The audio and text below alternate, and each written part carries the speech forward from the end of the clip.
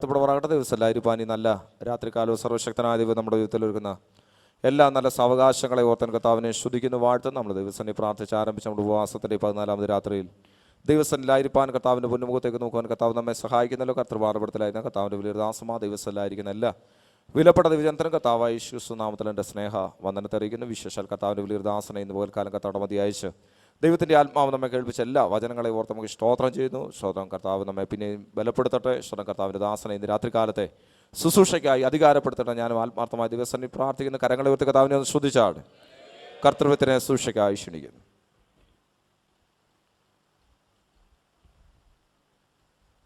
Praise God.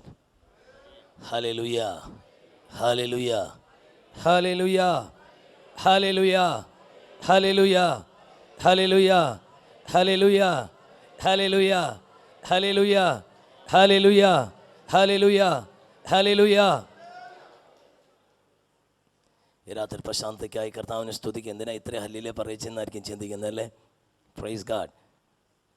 ആമേൻ. ഹല്ലേലൂയ എന്നുള്ളത് എബ്രായ ഭാഷയിലെ രണ്ട് വാക്കുകൾ ചേർന്നിട്ടുണ്ടായ ഒരു കോമ്പൗണ്ട് നൗണാണ്, എങ്കിൽ കോമ്പൗണ്ട് വേർഡാണ്. രണ്ട് വാക്കുകൾ, ഹലൽ എന്ന വാക്കും യാഹ് എന്ന വാക്കൂടെ ചേർന്നാണ് എന്തുണ്ടായിട്ടുള്ളത്? ഹല്ലേലൂയ. ഹലൽ എന്ന വാക്കിൻ്റെ അർത്ഥം സ്തുതി എന്നാണ്. യാഹ് എന്നത് യഹോവ എന്നതിൻ്റെ ഷോർട്ടൻഡ് ഫോമാണ്. അപ്പോൾ ദൈവത്തെ സ്തുതിക്കുക. സങ്കീർത്തനങ്ങളൊക്കെ യഹോവയെ സ്തുതിപ്പിൻ എന്ന് പറഞ്ഞ് തുടങ്ങുന്നത് ഹല്ലേലൂയ എന്ന് പറഞ്ഞ് തുടങ്ങുന്ന സങ്കീർത്തനങ്ങളായതുകൊണ്ടാണ്. ഒരാമേൻ പറയാം. ഹലൽ എന്ന വാക്കിൽ എബ്രായ ഭാഷയിൽ സാധാരണ വാക്കുകൾക്കൊക്കെ 3 സിലബിൾ അല്ലെങ്കിൽ 3 അക്ഷരങ്ങൾ ഉണ്ടാകും. ചില വാക്കുകൾക്ക് 2 അക്ഷരങ്ങളേ ഉള്ളൂ. ഇപ്പോൾ ഉദാഹരണം ഏൽ എന്ന് പറഞ്ഞാൽ ഒന്നോർക്ക് പറ, ദൈവം. ആലിഫ് എന്നും ലാമദ് എന്നും 2 അക്ഷരമാണ് ഏലിനുള്ളത്. സ്തോത്രം. ആരോ പ്രാർത്ഥിച്ചു പറഞ്ഞു, കർത്താവേ ഞങ്ങളെ ഒന്ന് തൊടണേയെന്ന്. ദൈവത്തിൻ്റെ ഏറ്റവും വലിയ പ്രത്യേകത തൊടുന്ന ദൈവമാണ്. ആലിഫ് എന്ന് പറഞ്ഞാൽ എബ്രായ ഭാഷയിൽ 1-ാമത്തെ അക്ഷരം. 119 സങ്കീർത്തനം 1 മുതൽ 176 വരെയുള്ള വാക്യങ്ങളിൽ 22 ഖണ്ഡങ്ങളായി തിരിച്ച് ആദ്യത്തെ ഖണ്ഡത്തിൻ്റെ തലക്കെട്ട് കൊടുത്തിരിക്കുന്ന വാക്കാണ് ആലിഫ്. ആലിഫ് എന്ന വാക്കിൻ്റെ അക്ഷരത്തിൻ്റെ അർത്ഥം. എബ്രായ ഭാഷയുടെ ഏറ്റവും വലിയ പ്രത്യേകത, ഏറ്റവും ചെറിയൊരു ഭാഷ, 22 അക്ഷരങ്ങളുള്ളൊരു ഭാഷയാണ്. ഈ അക്ഷരങ്ങളിൽ ഓരോന്നിനും അർത്ഥമുണ്ട്. ഇംഗ്ലീഷിൽ 2 അക്ഷരത്തിന് മാത്രമേ അർത്ഥമുള്ളൂ, എയ്ക്കും ഐക്കും. എന്നാൽ എബ്രായ ഭാഷയിൽ 22 അക്ഷരങ്ങൾക്കും അർത്ഥമുണ്ട്. ആലിഫ് എന്ന അക്ഷരത്തിൻ്റെ അർത്ഥം മാസ്റ്റർ എന്നാണ്, യജമാനൻ. ഒരാമേൻ പറ.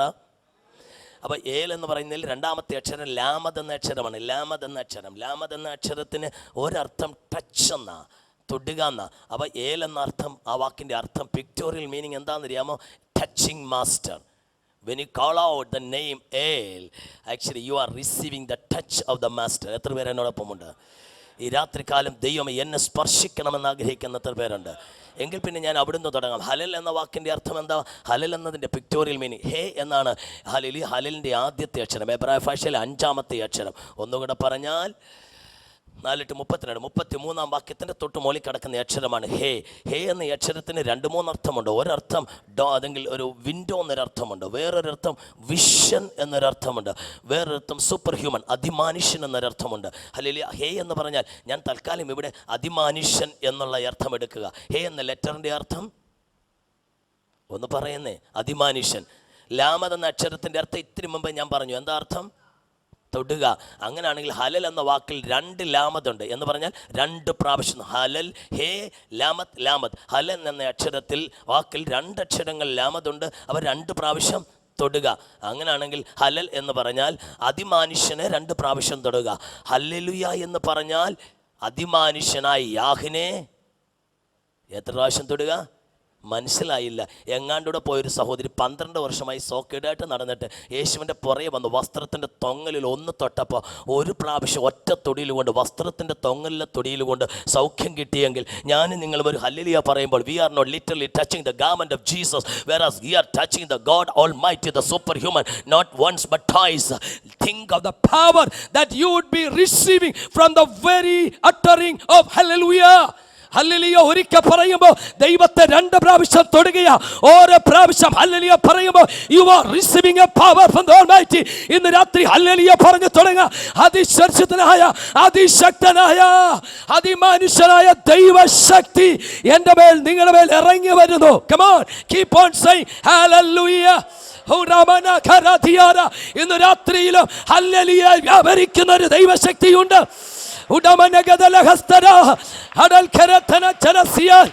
യേശുവിന്റെ നാമത്തിൽ. Come on, keep on saying hallelujah. Judamana Haidarata Judamana Hatarata. Oh, Shakalata Sikalada. Oh, Rekala say.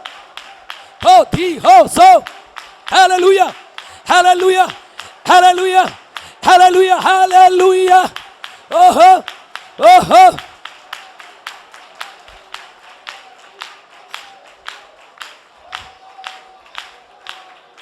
Amen. അതുകൊണ്ട് ഒരു ഹല്ലേലൂയ വെറുതെ അല്ല പറഞ്ഞു വിടുന്നത്. ഒരു ഹല്ലേലൂയ പറയുമ്പോൾ ഞാനും നിങ്ങളും അതിമനുഷ്യനായ ദൈവത്തെ 2 പ്രാവശ്യം തൊടുകയാ. മണിക്കൂറുള്ള രാത്രിയിൽ. അതുകൊണ്ട് ഞാൻ സൂപ്പർ ഫാസ്റ്റ് മാതിരി അങ്ങ് പോകും. എല്ലാ ദൈവഭക്തന്മാർക്കും ദൈവനാമത്തിൽ നന്ദി പറയുന്നു. വിശേഷാൽ കർത്താവിൻ്റെ ദാസൻ ജോസഫ് പാസ്റ്റർ സ്തോത്രം. ഞാൻ അങ്ങനെയൊക്കെ പറയും ചോദിച്ചാൽ ഇവരൊക്കെ വിചാരിക്കും ഇവരെ ഞാൻ അറിയുമെന്ന്. ഞാനൊരു 6-7 വർഷം തിരുവനന്തപുരത്ത് ഉണ്ടായിരുന്നല്ലേ. അപ്പോൾ ഇവരൊക്കെ ശുശ്രൂഷിക്കുന്നതൊക്കെ കണ്ട് ഞാൻ ഇങ്ങനെ കൊത്തിയിട്ടുണ്ട്. ഞാനിപ്പോൾ പറയുമായിരുന്നു 87-91 കാലയളവിൽ പാസ്റ്റർ CO ജക്കമിൻ്റെ കടമനാട് വീട്ടിൽ വെച്ച് 21 ദിവസത്തെ ഫാസ്റ്റിംഗ് നടന്നപ്പോൾ ഞാനും ആ ഫാസ്റ്റ് ഇവിടെ ഞാൻ റിസർച്ച് ചെയ്തുകൊണ്ടിരിക്കുക. ഞാനും പോയി ഫാസ്റ്റിംഗ് സിയോട് കൂടിയിരുന്നപ്പോൾ ഈ ദേവദാസൻ 21ാമത്തെ ദിവസം വന്ന് ഒരു പ്രസംഗിച്ചു. അതിന്നും എനിക്ക് ഓർമ്മയാണ്. ഞാനിപ്പോൾ പറയായിരുന്നു യെശയ്യാവിൻ്റെ പന്ന് കുഴിച്ചിന്ത വെട്ടിയെടുത്ത പാറയിലേക്കും കുഴിച്ചെടുത്ത ഖനികർത്തത്തിലേക്ക് തിരിഞ്ഞു നോക്കാമെന്ന് പറഞ്ഞൊരു പ്രസംഗം 1.5 മണിക്കൂർ അദ്ദേഹം പ്രസംഗിച്ച് എനിക്ക് ഓർമ്മയുണ്ട്. ഞാനിപ്പോൾ പറഞ്ഞു ഞാനിപ്പോഴും അത് ഓർക്കുന്നു. അന്ന് ഞാൻ വിചാരിച്ചു കർത്താവ് ഇവരെ പോലൊക്കെ എനിക്കും പ്രസംഗിക്കണമെന്ന്. പക്ഷേ അവർ നിൽക്കുന്ന സ്റ്റേജിൽ ഇന്ന് എന്നെ നിർത്തിയ ദൈവത്തിന് ഞാൻ നന്ദി പറയുന്നു. ഹല്ലേലൂയ. എല്ലാ ദൈവത്തിനാരെ ഓർത്ത് ജോൺസാനെ ഓർത്ത് എല്ലാ ദൈവമക്കളെ ഓർത്ത് കർത്താവിനെ സ്തുതിക്കുന്നു. ഈ വിശുദ്ധന്മാർ ശക്തന്മാരായ ദേവദാസന്മാരുടെ മുമ്പിൽ എളിയവനെ നിർത്തിയ ദൈവത്തിൻ്റെ കൃപയ്ക്ക് ദൈവത്തിന് നന്ദി പറയുന്നു. I was a big zero. പക്ഷേ ദൈവം എന്നെ ഇത്രത്തോളം കൊണ്ടുവന്നല്ലോ. മുഴുമഹത്വം കർത്താവിന് ഈ രാത്രിയിൽ. അല്ലെ കഴിഞ്ഞ പ്രാവശ്യം ഞാൻ വന്ന് പ്രസംഗിച്ച ഒരു ചിന്ത ഇന്ന് രാവിലെ ഇന്ന് ഉച്ചയ്ക്ക് ശേഷം പിന്നെയും എന്നെ ജ്വലിപ്പിക്കാൻ തുടങ്ങിയതുകൊണ്ട് ഞാനിങ്ങനെ പ്രാർത്ഥിക്കുമ്പോൾ ദൈവാത്മാവെന്നെ ഒരു വാക്കിങ്ങനെ എഴുതി കാണിച്ചു, പ്രീ എമിനൻസ് എന്ന്. ആ വാക്കിങ്ങനെ എഴുതി കാണിച്ചപ്പോൾ ഞാൻ അതിൽ നിന്ന് ധ്യാനിക്കാൻ തുടങ്ങി. എൻ്റെ അടുക്കൽ വന്ന് ആ സഹോദരൻ ഞാൻ പറഞ്ഞു തമ്പുരാൻ എന്നോട് ഇങ്ങനൊരു ദൂത് പറയുന്നു, അതുകൊണ്ട് ഞാൻ ഈ വിഷയം തൊടാൻ പോകുകയാണെന്ന് പറഞ്ഞു. സ്തോത്രം. അതുകൊണ്ട് തന്നെ ഒരു വാക്യം ഞാൻ തുടക്കത്തിൽ വായിക്കുന്നു. എബ്രായ ലേഖനം 11-ാം അധ്യായത്തിൻ്റെ 6-ാം വാക്യമാണ്. വിശ്വാസം കൂടാതെ ദൈവത്തെ പ്രസാദിപ്പിക്കാൻ സാധ്യമല്ല. കഴിഞ്ഞ പ്രാവശ്യം വന്നപ്പോൾ ആദ്യം ഞാൻ പ്രസംഗിച്ചത് വിശ്വാസത്തെക്കുറിച്ചാണ്. ആ വിഷയമല്ല തൊടുന്നത്. ആ വാക്യം വായിച്ചിട്ട് ഞാൻ വേറെ ചില ചിന്തകളിലേക്ക് ഈ രാത്രി വരികയാണ്. സ്തോത്രം. അല്ലെങ്കിൽ വിശ്വാസം കൂടാതെ ദൈവത്തെ പ്രസാദിപ്പിക്കാൻ ദൈവത്തിൻ്റെ അടുക്കൽ വരുന്നവനൊരു ദൈവം ഉണ്ട് എന്ന് തന്നെ അന്വേഷിക്കുന്നവർക്ക് പ്രതിഫലം കൊടുക്കുന്നു എന്നും വിശ്വസിക്കേണ്ടതല്ലയോ? ഈ രാത്രിയിലും ദൈവത്തിൽ ആശ്രയിക്കുവാൻ വിശ്വസിക്കുവാൻ ദൈവജനത്തെ പ്രാരംഭമായി ഞാൻ പ്രബോധിപ്പിക്കുന്നു. ഞാനൊരു കാര്യം തീർത്ത് പറയാൻ ശ്രദ്ധിക്കണം. നിങ്ങളുടെ നിലവാരത്തിന് വ്യത്യാസം വരണമെങ്കിൽ നിങ്ങളുടെ വേ ഓഫ് തിങ്കിങ്ങിന് മാറ്റം വരണം. റവല്യൂഷൻ നടക്കേണ്ടത് തിങ്കിങ്ങിലാണ്. റവല്യൂഷൻ നടക്കുന്നത് ടങ്ങിലാണ്. എന്ന് പറഞ്ഞാൽ എങ്ങനെ പറയണമെന്ന് എനിക്കറിയില്ല. ഞാൻ ഇങ്ങനെ പറയാം. അലക്സാണ്ടർ എന്ന് പറയുന്ന മനുഷ്യൻ മാസിഡോണിലെ രാജാവായിരുന്ന ഫിലിപ്പിൻ്റെ മകനായ അലക്സാണ്ടർ, അയാൾ ഭരണാധികാരിയായപ്പോൾ അയാൾ വിചാരിച്ചു ഗ്രീസിനെ മുഴുവൻ ഒന്നിപ്പിക്കണം. ഒത്തിരി നാട്ടുരാജ്യങ്ങൾ ഏതൻസ്, സ്പാർട്ട മുതലായ സിറ്റി സ്റ്റേറ്റുകൾ ചേർന്ന ഒരു ഗ്രീക്ക് എന്ന് പറയുന്ന ഇട്ടാറവട്ടത്തിലുള്ള ഒരു രാജ്യത്തിലെ ഒരു സിറ്റി സ്റ്റേറ്റിൻ്റെ അധികാരിയായി വന്ന അദ്ദേഹത്തിന് ഈ രാജ്യത്തെ ഒന്നിച്ചു കൊണ്ടുവരണം. തീർന്നില്ല, ലോകം മുഴുവൻ ആക്രമിച്ചു കീഴ്പ്പെടുത്തണമെന്ന് ആ മനുഷ്യൻ വിചാരിച്ചപ്പോൾ അയാൾ വിചാരിച്ച് എന്താ ചെയ്യേണ്ടത്? അയാൾ ആദ്യം ചെയ്ത കാര്യം അയാൾ നോക്കി, ഒരു വലിയ സൈന്യത്തെ ഉണ്ടാക്കാൻ നോക്കി. ലോകം കീഴടക്കുവാൻ ഒരു വലിയ സൈന്യം ആവശ്യമാണെന്ന് അദ്ദേഹത്തിന് മനസ്സിലായി. സൈന്യം ഉണ്ടാക്കാൻ നോക്കി. ഏതൻസിലേക്ക് ചെന്നപ്പോൾ ഏതൻസിൽ കുറെ നല്ല ചെറുപ്പക്കാരെ കിട്ടി. അവരെ വിളിച്ചുകൊണ്ട് വന്ന് സൈന്യത്തിൽ ചേർത്തു. അത് മുഴുത്തില്ല. അവ പിന്നെ സ്പാർട്ടയിലേക്ക് ചെന്ന് അവിടുന്ന് കുറെ ചെറുപ്പക്കാരെ പിടിച്ച് സൈന്യത്തിൽ ചേർത്തു. ഏതൻസുകാരായ ചെറുപ്പക്കാരും സ്പാർട്ടക്കാരായ ചെറുപ്പക്കാരും കൂടെ വന്നു. ഇവരെ പട്ടാള ക്യാമ്പുകളിൽ ട്രെയിൻ ചെയ്യാൻ തുടങ്ങിയപ്പോൾ പ്രശ്നം തുടങ്ങി. എന്താ പ്രശ്നം? ശ്രദ്ധിക്കണം. ഏതൻസ് ഗ്രീസിൻ്റെ ഭാഗമായ ഒരു നാട്ടുരാജ്യമാണെങ്കിലും ആ നാട്ടുരാജ്യത്തിലെ ഭാഷ എന്ന് പറയുന്നത് എലഗന്റ് അട്ടിഗ്രീക്ക് എന്ന് പറയുന്ന ഒരു പ്രത്യേക ഭാഷയാണ്. ഗ്രീസിൽ തന്നെ എലഗന്റ് അട്ടിഗ്രീക്ക് എന്ന് പറയുന്ന ഭാഷയാണ്. ആ ഭാഷക്കാർ അവിടെ നിൽക്കുമ്പോൾ സ്പാർട്ടക്കാരും ഗ്രീക്കാ സംസാരിക്കുന്നത്. പക്ഷെ അവർ സംസാരിക്കുന്നത് മോണോസിലബിൾ ഡോറിക് ഗ്രീക്കാ. എന്താ പ്രശ്നം?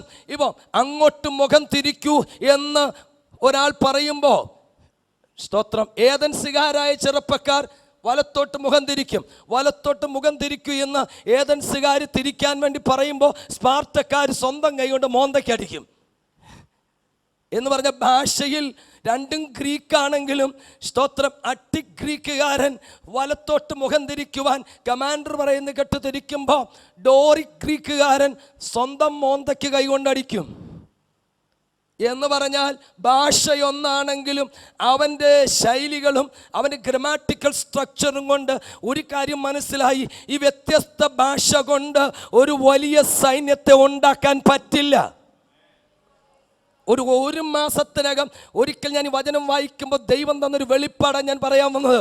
എന്താണെന്നറിയാമോ? അയാൾ തീരുമാനിച്ചു, ഈ രണ്ട് ഗ്രീക്ക് ഭാഷ സംസാരിക്കുന്ന വ്യത്യസ്ത സിലബിളുള്ള വ്യത്യസ്ത ഗ്രീക്കിൻ്റെ തലങ്ങളുള്ള ഈ ഭാഷക്കാരെ കൊണ്ടൊരു വലിയ സൈന്യം ഉണ്ടാക്കാൻ പറ്റത്തില്ല. അപ്പോൾ എന്നാ വേണം? ഒരു കോമൺ ലാംഗ്വേജ് വേണം. അതിന് അദ്ദേഹം ഉണ്ടാക്കിയ, അതായത് അരിസ്റ്റോട്ടിലിൻ്റെ ശിഷ്യനായിരുന്ന് പഠിച്ചതുകൊണ്ട് മാത്തമാറ്റിക്കൽ പ്രിസിഷനോട് കൂടെ അദ്ദേഹം ഉണ്ടാക്കിയ ഒരു ഗ്രീക്ക് ഭാഷ കൊയിനെ ഗ്രീക്ക്. ആ ഗ്രീക്ക് ഭാഷയിൽ പുതിയ നിയമം എഴുതപ്പെട്ടിട്ടുള്ളത്.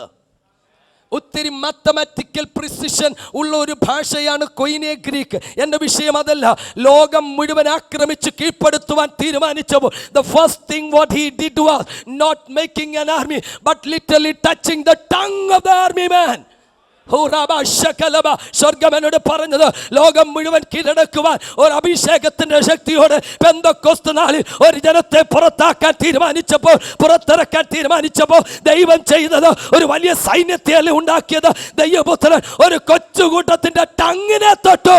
They began to speak in tongues. ഇന്ന് രാത്രിയിലും ജനത്തോട് പറയട്ടെ, തിരുവനന്തപുരം പട്ടണത്തെ പിടിക്കാൻ first you need to touch your tongue. First you need to touch your tongue. First you need to touch your tongue. Come on. Oh, so low. Oh, fika la say. Oh. Riba la say. Himala vastara judamana. Lord is touching our tongue. Lord is touching our tongue. You will produce the fruit of your lips. You will produce the fruit of your lips. Ninde yathara phalam sitti cheyum. അതുകൊണ്ട് ദൈവജനം തിരിച്ചറിയണം, പട്ടണത്തെ പിടിക്കുവാൻ ആഗ്രഹിക്കുന്ന ജനത്തിന്റെ tongue ഒന്നായിരിക്കണം.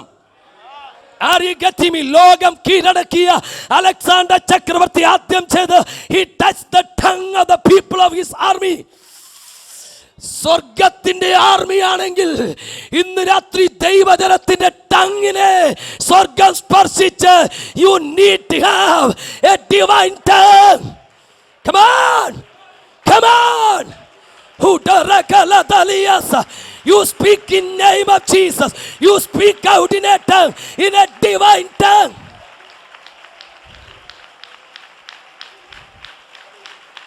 Oh. Hallelujah.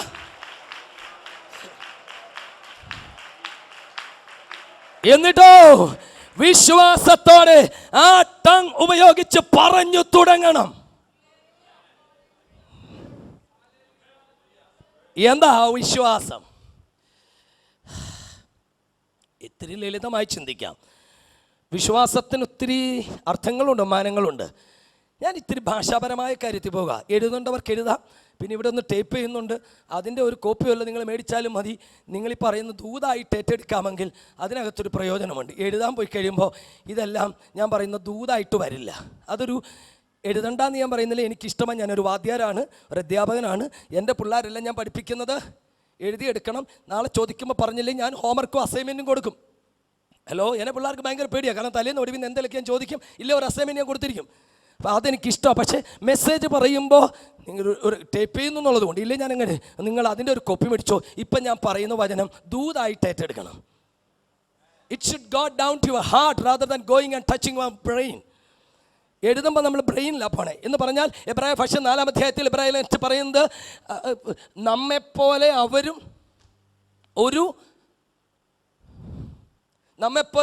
ഒരു ബാക്കിയെന്ന് പറയുന്നേ സദ്വർത്തമാനം കേട്ടവരായെങ്കിലും കേട്ട വചനം വിശ്വാസമായി പരിണമിക്കായികയാൽ ബാക്കി പറ ഉപകാരപ്രദമായി വന്നില്ല. അപ്പൊ പ്രശ്നം ഗുരുതരമാ. വചനം കേട്ടാൽ ആ കേൾക്കുന്ന വചനം വിശ്വാസമായി പരിണമിച്ചെങ്കിൽ മാത്രമേ it will be profitable in your life, that you will be benefited out of the word of God. എത്ര പേർക്ക് എന്നോടൊപ്പം വരാൻ കഴിയുന്നുണ്ട്? അതുകൊണ്ട് കേട്ട വചനം വിശ്വാസമായി പരിണമിക്കുവാൻ ആ വചനത്തിന് മുമ്പിൽ വിശ്വാസത്തിന്റെ തലത്തിൽ ഒന്ന് നിന്ന് കൊടുക്കണം. ആമേൻ. അപ്പൊ ശ്രദ്ധിക്കണമേ, എന്താ വായിക്കുന്നറിയാമോ? വിശ്വാസം. എന്താ വിശ്വാസം? എബ്രായ ഭാഷയിൽ ഞാൻ പിന്നെ പറയാം, ഗ്രീക്ക് ഭാഷയിൽ വിശ്വാസം എന്നതിന് ഉപയോഗിക്കുന്ന ഒരു യവനായ പദമുണ്ട്. പിസ്റ്റിസ് എന്ന പദമാണ്. PISTIS എന്ന് എഴുതാവുന്ന പിസ്റ്റിസ് എന്നൊരു പദം. ആ പദത്തിന്റെ ലിറ്ററൽ മീനിങ് എന്ന് പറയുന്നത് വിശ്വാസം എന്നല്ല, മറിച്ച് ട്രസ്റ്റ് അഥവാ ആശ്രയത്വം എന്നാണ്. ഒരാമയും കൂടെ പറയാം. വിശ്വാസം ആശ്രയമാണ്. അപ്പൊ ആശ്രയം തുടങ്ങുന്നത് എവിടെ നിന്നാണെന്ന് പറഞ്ഞെങ്കിൽ മാത്രമേ വിശ്വാസത്തിന്റെ ചടുലതയും വിശ്വാസത്തിന്റെ വ്യാപ്തിയും നമുക്ക് മനസ്സിലാകത്തുള്ളൂ.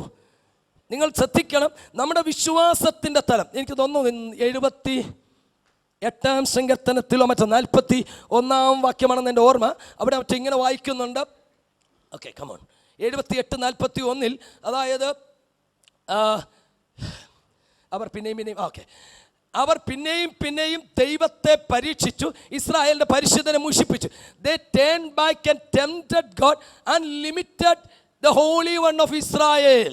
അവിടെ ഇങ്ങനെ ഒരു വർഷം ഇത് വായിക്കുമ്പോൾ they have limited the power of the Holy One of Israel by means of their unbelief എന്നാണ് അതിൻ്റെ ലിറ്ററൽ മീനിങ്. അവരുടെ അവിശ്വാസം നിമിത്തം ഇസ്രായേലിന്റെ പരിശുദ്ധനെ മുഷിപ്പിച്ചു എന്നല്ല, പരിമിതപ്പെടുത്തി. അറിവിത്മി, ദൈവത്തെ പരിമിതപ്പെടുത്താൻ പറ്റുമോ? ദൈവത്തിന്റെ ശക്തിയെ കുറയ്ക്കാൻ പറ്റും. ആർക്ക് പറ്റും? വിശ്വാസിക്ക് പറ്റും. എങ്ങനെ പറ്റും? വിശ്വസിക്കായികയാൽ പറ്റും. സോ ദൈവം എന്താ പ്രവർത്തിക്കാത്തെന്നറിയാമോ? നമ്മൾ ദൈവത്തിന്റെ പ്രവർത്തനത്തിന് നമ്മുടെ ബുദ്ധിയുടെ മണ്ഡല് കൊണ്ട് ഒരു റേഡിയസ് വരച്ചിട്ട് God can do things up to this level എന്നുള്ള ഹ്യൂമൻ കാൽക്കുലേഷന്റെ റേഡിയസിനകത്ത് നിൽക്കുന്ന മണ്ഡലത്തിൽ I tell you the lord and the power of the lord is limited.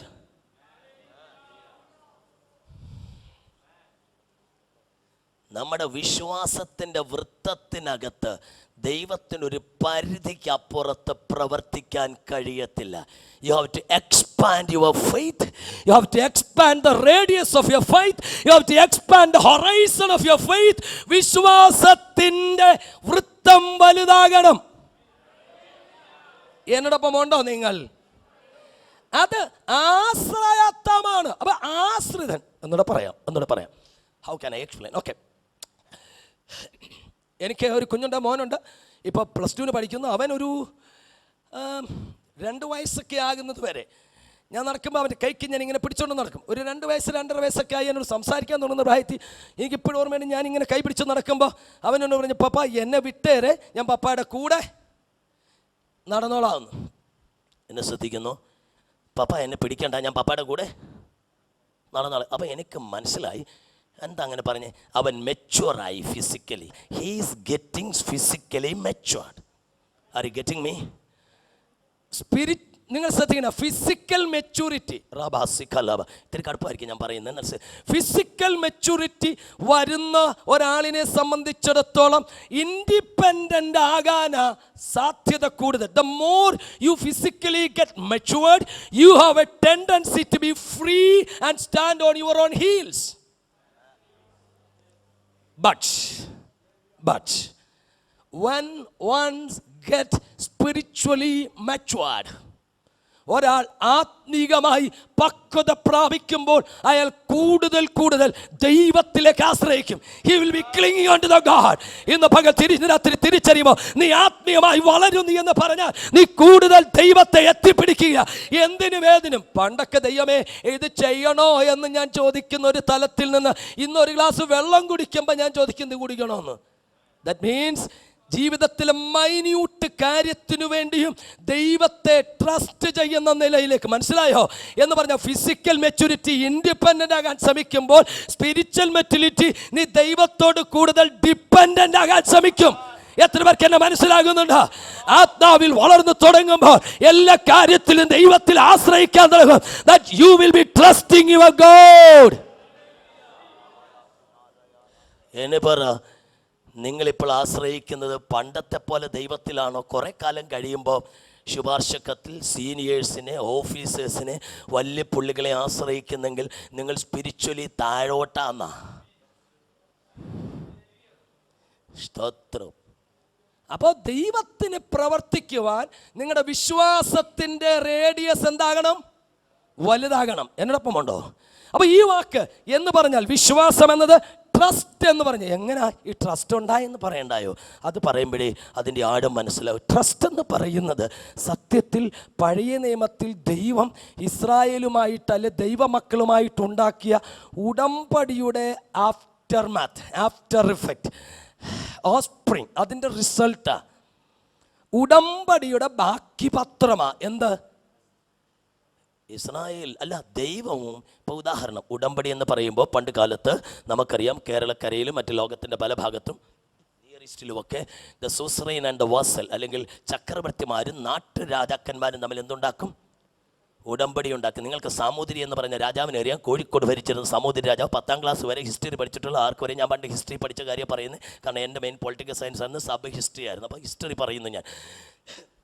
History പഠിച്ചാലും പൊളിറ്റിക്സ് പഠിച്ചാലും എനിക്ക് പ്രസംഗിക്കാനുള്ള കിട്ടുമെന്നുള്ളതാണ് എൻ്റെ ഏറ്റവും വലിയ ഗുണം ഇന്ന് ഞാൻ മനസ്സിലാക്കിയത്. സ്തോത്രം, ഹല്ലേലൂയ. ഞാൻ പറഞ്ഞു വന്നത്, അപ്പോൾ സാമൂതിരിയും സാമന്ത രാജാക്കന്മാരും കൂടെ എന്തുണ്ടാക്കി? കരാറുണ്ടാക്കി. അങ്ങനെ സാമൂതിരി ചക്രവർത്തി നാട്ടുരാജാക്കന്മാർ, സുസറൈൻ ആൻഡ് ദ വാസൽ, നാട്ടുരാജാക്കന്മാരും കൂടെ എന്തുണ്ടാക്കും? ഉടമ്പടി ഉണ്ടാക്കും. ഇങ്ങനെ ഉടമ്പടി ഉണ്ടാക്കിയപ്പോൾ ഒരാൾ മാത്രം ഈ ചക്രവർത്തി അംഗീകരിച്ചില്ല. കോലത്തിരി രാജാവ് 12 വർഷത്തിലൊരിക്കൽ തിരുനാവായ കടപ്പുറത്ത് മാമാങ്കത്തിന് വരുമ്പോൾ കോലത്തിരി രാജാവിനെ ആക്രമിച്ച് കീഴ്പ്പെടുത്തിയ ദേഷ്യത്തിന് അയാൾ ചാവേറുകളെ അയക്കുന്ന ചരിത്രം കേട്ടിട്ടില്ലേ? മാമാങ്കത്തിന്. അപ്പോൾ സൂസറൈൻ ആൻഡ് ദ വാസൽ എന്താ കണ്ടീഷൻ? ഞാൻ പറയാം, ഇത്രയേ ഉള്ളൂ. രാജാവ് ചക്രവർത്തിയും രാജാക്കന്മാരുമായിട്ട് ഉടമ്പടി ഉണ്ടാക്കുമ്പോൾ അവർ പറയും ഇങ്ങനെ, എന്താണെന്നറിയാമോ? ഒരു മൃഗത്തെ പിളർത്തി അത് 2ആയിട്ട് പിളർത്തി വെച്ചിട്ട് ആ പിളർപ്പിൻ്റെ നടുവിലൂടെ നടന്നിട്ട് ഈ ഉടമ്പടി ചെയ്യുന്ന ചക്രവർത്തിയും രാജാവും ഒന്നി തുണി കൂട്ടിക്കെട്ടുകയോ കൈ കൂട്ടിപ്പിടിക്കുകയോ ചെയ്തുകൊണ്ട് അവരിങ്ങനെ നടന്നുകൊണ്ട് പറയും, ഈ പിളർക്കപ്പെട്ട മൃഗത്തിൻ്റെ രക്തം സാക്ഷി ഞാനും നീങ്കടെ ഉടമ്പടി ചെയ്തിരിക്കുന്നു. സ്തോത്രം. പഴയ നിയമത്തിൽ ഇതാ പ്രമാണം. ദൈവവും മനുഷ്യനുമായി ഉടമ്പടി ഉണ്ടാക്കാൻ 14 വീട്ടിൽ വായിച്ചുകൊള്ളു. അല്ലെങ്കിൽ യാഗം കഴിക്കുവാൻ, അല്ലെങ്കിൽ അതൊരു യാഗമല്ല, സത്യത്തിൽ അബ്രഹാം മൃഗത്തെ കൊണ്ടുവന്നു 2ആയി പിളർത്തി. ഈ മൃഗത്തിൻ്റെ പിളർപ്പിൻ്റെ നടുവിലൂടെ നടക്കേണ്ട സമയം ആയപ്പോഴേക്ക് അബ്രഹാം മയങ്ങിപ്പോയി. എന്നാലും പന്തം പോലൊന്ന് പോയെന്ന് വായിക്കുന്നില്ലേ? അത് ആരെ ഇൻഡിക്കേറ്റ് ചെയ്യുന്ന? ദൈവത്തെ. എന്ന് പറഞ്ഞാൽ ദൈവം അബ്രഹാമിനോട് പറഞ്ഞു, എടാ കുഞ്ഞെ, ഈ പിളർപ്പിൻ്റെ നടുവിലൂടെ ഞാൻ പോകുകയാ, നിന്നോട് ഞാൻ ഒരു ഉടമ്പടി ചെയ്യുന്നു. എന്താ ഉടമ്പടി? ഈ രക്തം, ഈ പിളർക്ക മൃഗത്തിൻ്റെ രക്തം സാക്ഷി 3 കാര്യങ്ങൾ. നീ, ഹല്ലേലൂയ, നീ എന്നെ ദൈവമായി അംഗീകരിച്ച്, നീ എന്നെ സപ്പോർട്ട് ചെയ്തുകൊണ്ട്, എന്നെ കർത്താവായി അംഗീകരിച്ച്, എന്നെ സേവിച്ച്, എനിക്ക് കപ്പം തന്ന് ജീവിച്ചാൽ നിനക്ക് ഞാൻ സംരക്ഷണം തരും, നിനക്ക് ഞാൻ സമാധാനം തരും, നിനക്ക് ഞാൻ ഭക്ഷണം തരും, നിന്റെ കൂടെ ഇരിക്കും.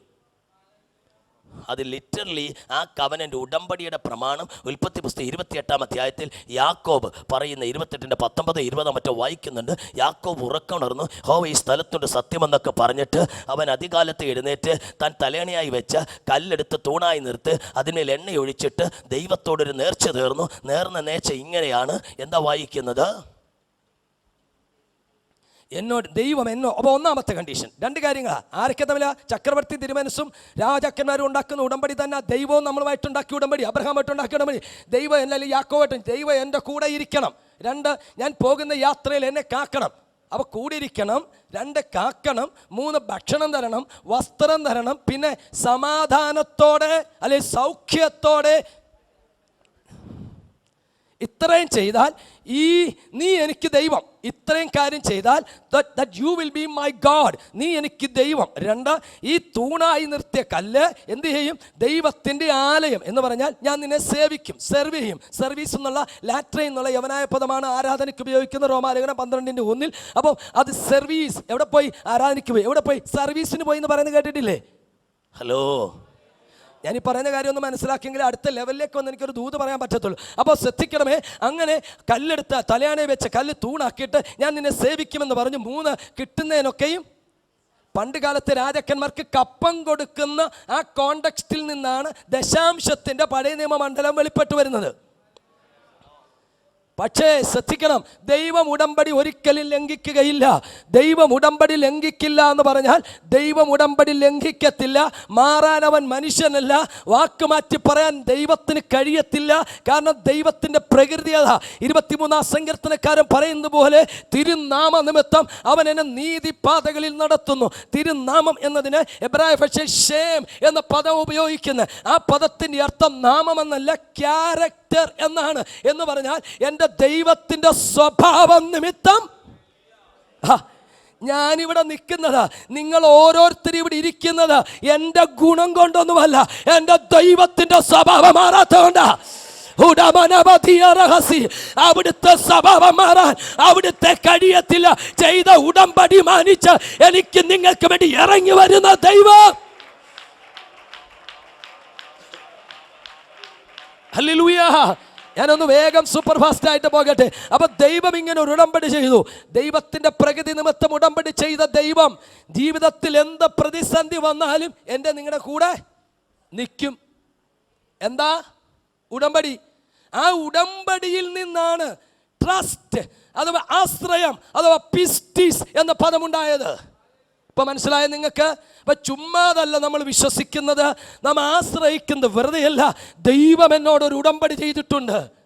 പഴയ നിയമ ഉടമ്പടി മൃഗത്തെ കൊന്ന് പിളർത്തി ആ മൃഗത്തിൻ്റെ ഉടലിൻ്റെ കൂടെ നടന്ന് നടുവിലൂടെ നടന്ന് ഈ മൃഗത്തിൻ്റെ രക്തം സാക്ഷി എന്ന് പറയുന്നെങ്കിൽ യേശു പറഞ്ഞു, here is the new covenant that I make with you with my blood. This is the blood of my new covenant with you. കാൽവറിയിലെ പിളർക്കപ്പെട്ട നസ്രായന്റെ ശരീരത്തിൻ്റെ പിളർപ്പിൻ്റെ നടുവിലൂടെ നടന്നുപോയി പുതിയ നിയമത്തിൽ ഒരു പുതിയ ഉടമ്പടി ചെയ്തിട്ട് സ്വർഗം പറഞ്ഞു, ഇത് പുതിയ ഉടമ്പടിക്കുള്ള എൻ്റെ രക്തം. കൈനാഡിയാത്തിക്ക് എന്ന പദത്തിന്റെ അർത്ഥം പുതിയ നിയമമെന്നല്ല, പുതിയ ഉടമ്പടി എന്നാണ്. ഇന്നത്തെ ഗ്രേസ് പ്രീച്ചേഴ്സിനെ പറ്റിപ്പോയൊരു കുഴപ്പമതാ. പഴയ നിയമം മാറിപ്പോയി എന്ന് പറയുമ്പോൾ പഴയ നിയമ പുസ്തകങ്ങൾ മാറിപ്പോയി എന്നാ പറയുന്നത്. അതല്ല, പാലയാഡിയാത്തിക്ക് പഴയ ഉടമ്പടി മാറിപ്പോയി. യേശുക്രിസ്തുവിന്റെ രക്തം മൂലം മൃഗത്തിൻ്റെയോ ആട്ടുകൊറ്റന്മാരുടെയോ കാളക്കിടാങ്ങളുടെയോ രക്തനിമിത്തം പണ്ടുണ്ടാക്കിയ പഴയ ഉടമ്പടി മാറിപ്പോയിട്ട് യേശുക്രിസ്തുവിന്റെ രക്തം മൂലം ഉണ്ടാക്കിയ ഒരു പുതിയ ഉടമ്പടിയാണ് എൻ്റെ നിങ്ങളെ വിശ്വാസത്തിനാധാരം. ഇന്ന് രാത്രിയിൽ ഉടമ്പടി മാനിക്കുന്ന ദൈവം. യെസ്, യേശുക്രിസ്തുവിന്റെ രക്തം മൂലമുണ്ടാക്കിയ പുതിയ ഉടമ്പടിയുടെ ബാക്കി പത്രമാ ഞാൻ നിങ്ങളും. പറയാം, എന്താ പുതിയ ഉടമ്പടി? ഇത്രയേ ഉള്ളൂ. നമുക്കൊരു പ്രതിസന്ധി വരുമ്പോൾ ദൈവം നമ്മുടെ കൂടെ ഇരിക്കണം. ഭക്ഷണം തരണം, ആഹാരം തരണം, സമാധാനം തരണം, സൗഖ്യം തരണം. ഞാൻ ചിലപ്പോഴൊക്കെ ജനത്തോട് പറയാറ് കാര്യമുണ്ട്. പ്രതിസന്ധി വരുമ്പോൾ യേശുവിൻ്റെ രക്തം. പിശാചിളകുമ്പം കൂടിയിരിക്കുന്നവരെല്ലാവരും എന്ത് പറയാൻ തുടങ്ങും? യേശുവിൻ്റെ, എന്താ നിങ്ങൾ ചിരിക്കുന്നത്? ഉള്ള കാര്യമല്ലേ. യേശുവിൻ്റെ രക്തം പറയാൻ തുടങ്ങി. സത്യത്തിൽ എന്തുവാ നമ്മൾ യേശുവിൻ്റെ രക്തം എന്ന് പറയുമ്പോൾ അർത്ഥമാക്കുന്നത്? പിതാവായ ദൈവത്തോട് പറയുക, പിളർക്കപ്പെട്ട യേശുവിൻ്റെ രക്തം സാക്ഷി, ദൈവം എനിക്ക് വേണ്ടി ഇടപെടും, എന്നെ സൂക്ഷിക്കും. യേശുവിൻ്റെ രക്തം എന്ന് പറയുമ്പോൾ ദൈവത്തിന് വരാതിരിക്കാൻ പറ്റത്തില്ല. ആ രക്തം സാക്ഷിയാ പുതിയ ഉടമ്പടിക്ക്. ഞാൻ നിങ്ങളും ഉണ്ടാക്കിയ ഉടമ്പടിക്ക് യേശുക്രിസ്തുവിന്റെ രക്തം സാക്ഷി. രക്തം ജയമെന്ന് പറയുമ്പോൾ രക്തം സാക്ഷി. ദൈവത്തോട് പറയാ, പിളർക്കപ്പെട്ട യേശുവിന്റെ രക്തം സാക്ഷി. ദൈവം ഇടപെട്ടേ തീരുകയുള്ളൂ, അവൻ സൂക്ഷിച്ചേ തീരുകയുള്ളൂ. ആ ഉറപ്പിലാണ് എൻ്റെ വിശ്വാസം നിലനിൽക്കുന്നത്. യെസ്,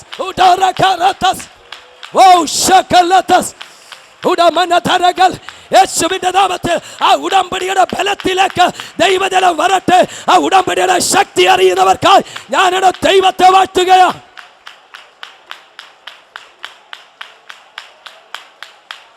രക്തം ജയം, രക്തം ജയം, യേശുവിന്റെ രക്തം, യേശുവിന്റെ രക്തം, യേശുവിന്റെ രക്തം, രക്തം ജയം, രക്തം ജയം, രക്തം ജയം, രക്തം ജയം, രക്തം ജയം.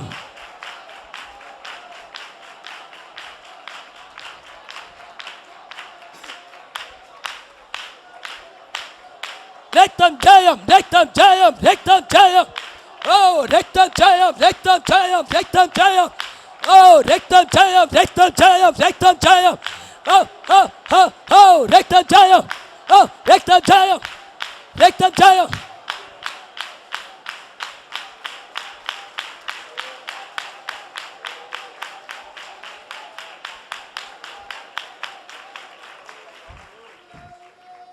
അറിയണം, ദൈവം ഉടമ്പടി ലംഘിക്കില്ല. അതുകൊണ്ടാ റോമാലേഖനം 10-9 വാക്യത്തിൽ ഇങ്ങനെ വായിക്കുന്നത്, യേശുവിനെ അറിയാവുന്ന വാക്യ പറഞ്ഞോളൂ, രക്ഷിക്കപ്പെടാൻ പറഞ്ഞു കൊടുക്കുന്ന വാക്യല്ലേ, യേശുവിനെ കർത്താവെന്ന്. അത്രയും മതി. വായി കൊണ്ട് ഏറ്റു പറയാന്നുള്ളതിന് ഇംഗ്ലീഷിൽ കൺഫെഷൻ എന്ന പദമാണ്. Shall confess. കൺഫെഷൻ എന്നുള്ളതിന് ഉപയോഗിക്കുന്ന യവനായ പദം പുതിയ നിയമമാണല്ലോ, ഹോമോലോഗിയ എന്ന യവനായ പദം. ഹോമോലോഗിയ എന്ന യവനായ പദത്തിന്റെ അർത്ഥം കൺഫെഷൻ എന്നല്ല. ആ വാക്കിന്റെ അർത്ഥം കവനന്റ് എന്നാ. യേശുവിനെ കർത്താവെന്ന് ഉടമ്പടി ചെയ്തവനെന്നാ. കല്യാണത്തിന് ഭാര്യ ഭർത്താക്കന്മാരാകേണ്ട ചെറുപ്പക്കാരെ പിടിച്ചു നിർത്തി അവരെ പരസ്പരം ഉടമ്പടി ചെയ്യുന്ന വാചകം ചൊല്ലുന്നത് പോയിട്ടുള്ള ഒരൊറ്റ ജീവിതം. പഴയ നിയമത്തിൽ ദൈവത്തെ കർത്താവെന്ന് ഉടമ്പടി ചെയ്തതുപോലെ പുതിയ നിയമത്തിൽ യേശുവിനെ കർത്താവെന്ന് ഉടമ്പടി ചെയ്തിട്ടവന്റെ ജീവിതത്തിൽ യേശുവിന്റെ രക്തം മൂലമുള്ള സകല വിടുതലുകളും പിശാചിന്റെ സകല പ്രവർത്തികളുടെ മേൽ തരുവാൻ എന്റെ ദൈവം വിശ്വസ്തൻ, അവൻ വാക്ക് മാറാത്തവൻ.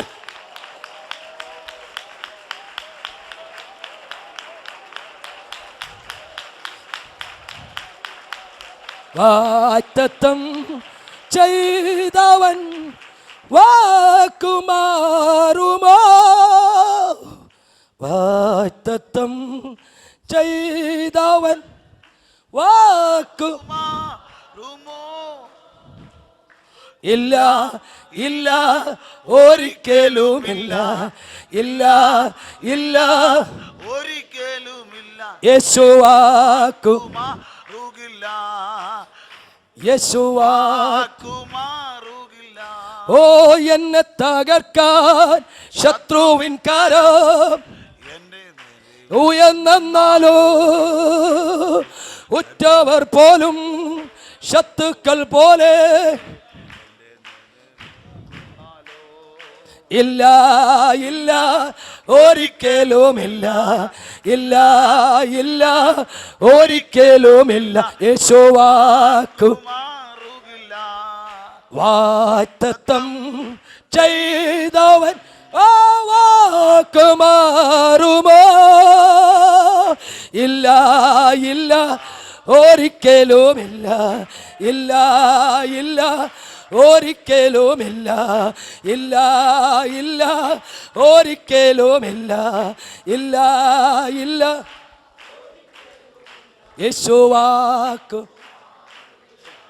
ശ്രദ്ധിക്കണം, ദൈവം വാക്കുമാറില്ല. ഉടമ്പടി ദൈവമായി യൂണിലാറ്ററലായി ബ്രേക്ക് ചെയ്തില്ല. ഞാൻ ബ്രേക്ക് ചെയ്താൽ ഉടമ്പടിക്ക് ദൈവത്തിന് ലയബിലിറ്റി ഇല്ല. Whereas God will never ever violate the covenant. പറയാം, അബ്രഹാം മിസ്രൈമിൽ പോയി താമസിച്ച കാര്യം ഞാൻ പറഞ്ഞില്ലേ രാവിലെ. ഒരു ദിവസം കൊണ്ട് ബറവോൻ സാറായിയെ പിടിച്ചോണ്ട് പോയി. രാത്രിയായപ്പോൾ ദൈവം തമ്പുരാൻ ബറവോന്റെ കൊട്ടാരത്തിൽ ചെന്ന് പറഞ്ഞ്, മര്യാദക്കൊരു കാര്യം പറഞ്ഞേക്കാം, എൻ്റെ ദാസനാവൻ അവൻ്റെ ഭാര്യ കൊണ്ട് കൊടുത്തില്ല, എന്നിട്ട് കുടുംബം കൊളന്നു കൊണ്ടുവന്ന്. ഓ, പേടിച്ചു ബറവോൻ സാറായിയെ തിരിച്ചുകൊണ്ട് കൊടുത്തു. ഹല്ലേലൂയ. കാലം കുറെ കഴിഞ്ഞില്ലേ, ഇസഹാക്കും പോയി പാർത്തു. എവിടെ ചെന്ന് പാർത്തു? ഗേരാറിൽ ചെന്ന് പാർത്തു. രാവിലെ ഞാൻ പറഞ്ഞതാ, അവിടെ അബീമേലെക്ക് എന്ന് പറയുന്നത് ഗേരാർ എന്ന് പറയുന്ന ഫിലിസ്ത്യരുടെ ദേശത്തിൻ്റെ പേരാ. ക്യാമൽമാൻ എന്ന അതിൻ്റെ അർത്ഥം. ഗേരാർ എന്ന ഒരു വാക്കിൻ്റെ ഒരർത്ഥം. രാവിലെ ഒരർത്ഥം ഞാൻ പറഞ്ഞു, റൂമിനേറ്റിംഗ് എന്ന്. ഓക്കെ, അപ്പം അവിടുത്തെ രാജാക്കന്മാരുടെ സ്ഥാനപ്പേരാണ് എന്ത്? അബീമേലേക്ക്. കനാന്യ രാജാക്കന്മാരുടെ സ്ഥാനപ്പേരാണ് യാബീൻ. മറന്നു പോകരുത്, ഈ 3 സ്ഥാനപ്പേരുകൾ പുസ്തകത്തിൽ നിന്നുണ്ട്. ബറവോൻ മിസ്രൈമിലെ രാജാക്കന്മാരുടെ സ്ഥാനപ്പേര്, അബീമേലേക്ക് ഫെലിസ്ത്യ രാജാക്കന്മാരുടെ സ്ഥാനപ്പേര്, സ്തോത്രം, യാബീൻ കനാന്യ. ഇനി മറന്നു പോകുമോ? അപ്പോൾ അബീമേലേക്ക് എന്ന് പറഞ്ഞ പുള്ളി പാവം റിബേക്കയെ പിടിച്ചോണ്ട് പോയി. വല്ല ദേശത്തും വന്ന് പേർക്കുന്നുണ്ടല്ലോ. എന്നെ ചെയ്യാൻ ഗൾഫിലൊക്കെ ഞാൻ കണ്ടിട്ടുണ്ട്. തമ്പുരാൻ എന്ത് പാടാന്നറിയാവോ, പിള്ളേരെയും ഭാര്യമാരെ പിടിച്ചുകൊണ്ട് അമാരെ പോലെ മുഷ്കണ്ഠന്മാർ. ഒത്തിരി സംഭവങ്ങൾ എനിക്കറിയാവുന്നുണ്ട്. ഞാൻ ആ വാക്കും പോയി വെച്ചാൽ പറ്റു വാക്കല്ല. സ്തോത്രം. അവസാനം തമ്പുരാൻ പറഞ്ഞു, ഇന്നും അവനാ ഫെലിസ്തീൻ ജാതിയുടെ മണ്ഡലാതാ. സ്തോത്രം. തമ്പുരാൻ രാത്രി ആയപ്പച്ചെന്ന് അഭിമേലക്കോട് മര്യാദക്കൊരു കാര്യം പറഞ്ഞേക്കാം, നിന്റെ കുടുംബത്തിൽ ആയുസ്സിലൊരു കുഞ്ഞിക്കാല് കാണത്തില്ല, സകല എണ്ണത്തിൻ്റെ ഉദരബലം ഞാൻ പൂട്ടും. മര്യാദയ്ക്ക് എൻ്റെ ദാസൻ്റെ ഭാര്യ കൊണ്ട് കൊടുത്തോന്ന്. ആഹാ, എന്താ ദൈവം ഇടപെട്ടത്? പറ, ഉറക്കെ പറ. ഉടമ്പടി.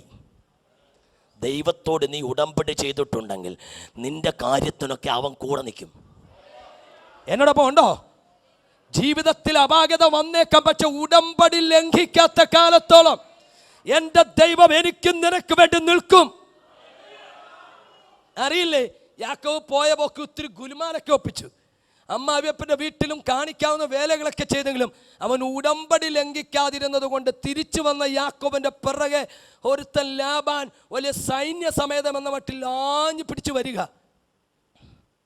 രാത്രി ആയപ്പോൾ തമ്പുരാൻ പറഞ്ഞു, പിന്നെ ഒരു കാര്യം പറയാം, 10-20 വർഷം കൊണ്ട് നീ അവനെ ഇട്ടാൻ തട്ടി കേട്ടോടാ കുട്ടാ. പക്ഷെ ഓർത്തോ, അവൻ എൻ്റെ ദാസന തൊട്ടു പോകരുത്.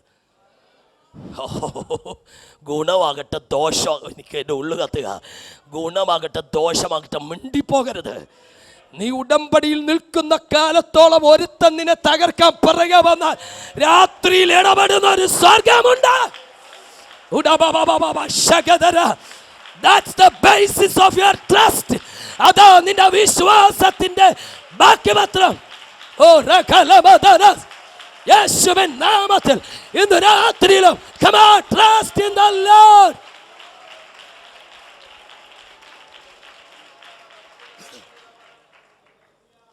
എൻ്റെ ഭാവന പറയാം. പുസ്തകം അത് എഴുതിയിട്ടില്ല. ഏശാവ് 400 ആളുമായിട്ട് ആരെ എതിരേറ്റ് വന്നു? അവിടെ അങ്ങനെ എഴുതിയിട്ടില്ലെങ്കിൽ ഞാൻ പറയാം, ഈ പ്രമാണത്തിൽ, ഈ കവനൻറ്റിൻ്റെ മണ്ഡലത്തിൽ നിന്നുണ്ട്. ഏശാവിനോടും ദൈവം രാത്രി വന്ന് പറഞ്ഞു, എടാ കുഞ്ഞെ, നിന്നെ വിട്ട് പറ്റിച്ചിട്ട് പണ്ട് ഓടിപ്പോയൊരുത്തനല്ല തിരിച്ചു വരുന്നേ. ഇന്നലെ രാത്രി ഞാൻ തൊട്ട ഒരുത്തൻ. മര്യാദക്കൊരു കാര്യം പറഞ്ഞേക്കാം, ഞാൻ തൊട്ടവനെ നീ തൊട്ടേക്കരുത്. ദൈവം തൊട്ടവനെ തൊടാൻ ഇന്ന് രാത്രി എത്ര പേര് ദൂതറിയുന്നുണ്ട്?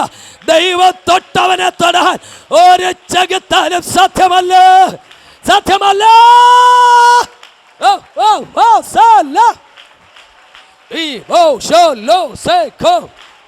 സാധ്യമല്ല, സാധ്യമല്ല. ദൈവം തൊട്ടവനെ തൊടാൻ ഒരു ജഗത്താലും സാധ്യമല്ല. ചോദിക്കാനും പറയാനും ആളുണ്ട്. ഉടമ്പടിയുടെ ദൈവം.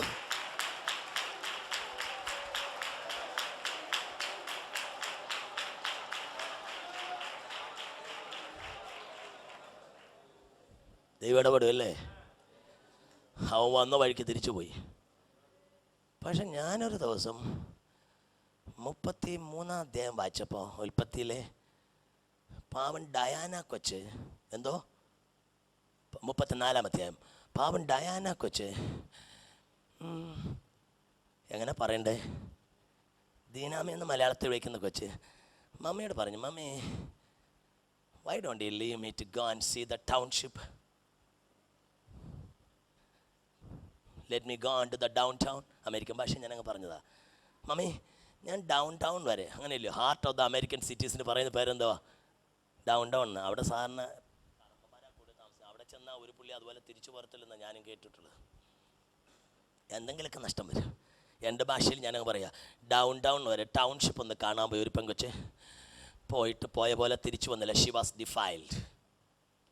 എനിക്ക് ഭയങ്കര ദേഷ്യം തോന്നി ദൈവത്തോട്. ഞാൻ പറഞ്ഞു, കർത്താവേ, അബ്രഹാമിൻ്റെ ഭാര്യ ഒന്നുമില്ല, ഇത്തിരി പ്രായമുള്ളൊരു സ്ത്രീ, കല്യാണം കഴിച്ചൊരു സ്ത്രീയാണ്, പിള്ളേരില്ല കൊണ്ട് പോലും ഇല്ല പോലും, എന്നാൽ ഇത്രയും കാലം കുടുംബജീവിതം അവളെ തട്ടിക്കൊണ്ട് പോയാൽ ഒരു തഞ്ചമുണ്ട്. ഇസ്ഹാക്കിൻ്റെ ഭാര്യ വിവാഹം കഴിച്ച് പിള്ളേരില്ലെങ്കിലും തട്ടിക്കൊണ്ട് തന്നെയാണ്. പക്ഷേ എട്ടും പൊട്ടും അറിയാത്തൊരു കാന്താരിപ്പം വെച്ച് ലോകം എന്താണെന്ന് ജീവിതം എന്താണെന്ന് അറിയാത്തോളം ചുമ്മാ തന്ന കലങ്ങ അവൾക്കൊരു ദുഷ്ടചിന്തയില്ലായിരുന്നു. അവൾ ചുമ്മാ തന്ന സ്ഥലം കാണാൻ പോയതാ. വന്ന് പാർത്ത സ്ഥലത്ത് സാറായിയും ഹല്ലേലൂയ റിബേക്കയും ഒക്കെ സഹായിച്ച ദൈവം ഉടമ്പടി മാനിച്ചിട്ട്, എന്താ ദൈവമേ ഈ യാക്കോബിനോടുള്ള ഉടമ്പടി മാനിച്ചിട്ട് ദൈവം ഇന്നലെ അവനെ രക്ഷിച്ചു, ചേട്ടൻ്റെ കയ്യിൽ നിന്ന് രക്ഷിച്ചു, അമ്മായിയപ്പൻ്റെ കയ്യിൽ നിന്ന് രക്ഷിച്ചു. ഇത്രയും കാര്യത്തിന് ഇടപെട്ട ദൈവം പാവം ദീനാമക്കൊച്ചു പോയപ്പോൾ എന്താ ദൈവമേ ഇടപെടാഞ്ഞ്? ദൈവമേ അവിടുന്ന് ഭയങ്കര സെൽഫിഷാ. സത്യമല്ലയോ? ഞാൻ പറഞ്ഞ മനസ്സിലായോ? ഞാൻ ദൈവത്തോട് റസ്സിൽ ചെയ്തു. ഒരു ദിവസം രാത്രി മുഴുവൻ പറഞ്ഞു. ഞാൻ പറഞ്ഞു ഐ ഷുഡ് ഗെറ്റ് ആൻസർ. എനിക്കിങ്ങനെ ദൈവത്തോട് ഞാൻ വചനം ധ്യാനിക്കുമ്പോഴൊക്കെ ഇങ്ങനെ റിസീവ് ചെയ്യും. അപ്പോഴെനിക്ക് റെവലേഷൻ കിട്ടും. തമ്പുരാൻ പറഞ്ഞിട്ട് it's none of my problem at ആൾ.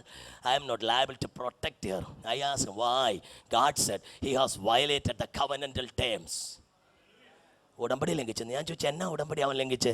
എടാ അന്ന് അവൻ അങ്ങോട്ട് പോയപ്പോൾ ഹാരാനി വന്ന് പാർത്തപ്പോൾ, അല്ല ഇങ്ങോട്ട് വന്ന് ഒരു സ്ഥലത്ത് വന്ന് പാർത്തപ്പോൾ സൂര്യൻ അസ്തമിച്ച് ലൂസ് എന്ന് പറയുന്ന സ്ഥലത്ത് വന്ന് പാർത്തിട്ട് അവൻ എന്നോട് കൊച്ചുവെളുപ്പാൻ കാലത്ത് ഒരു ഉടമ്പടി ചെയ്തില്ലേ? എന്താ ചെയ്ത ഉടമ്പടി?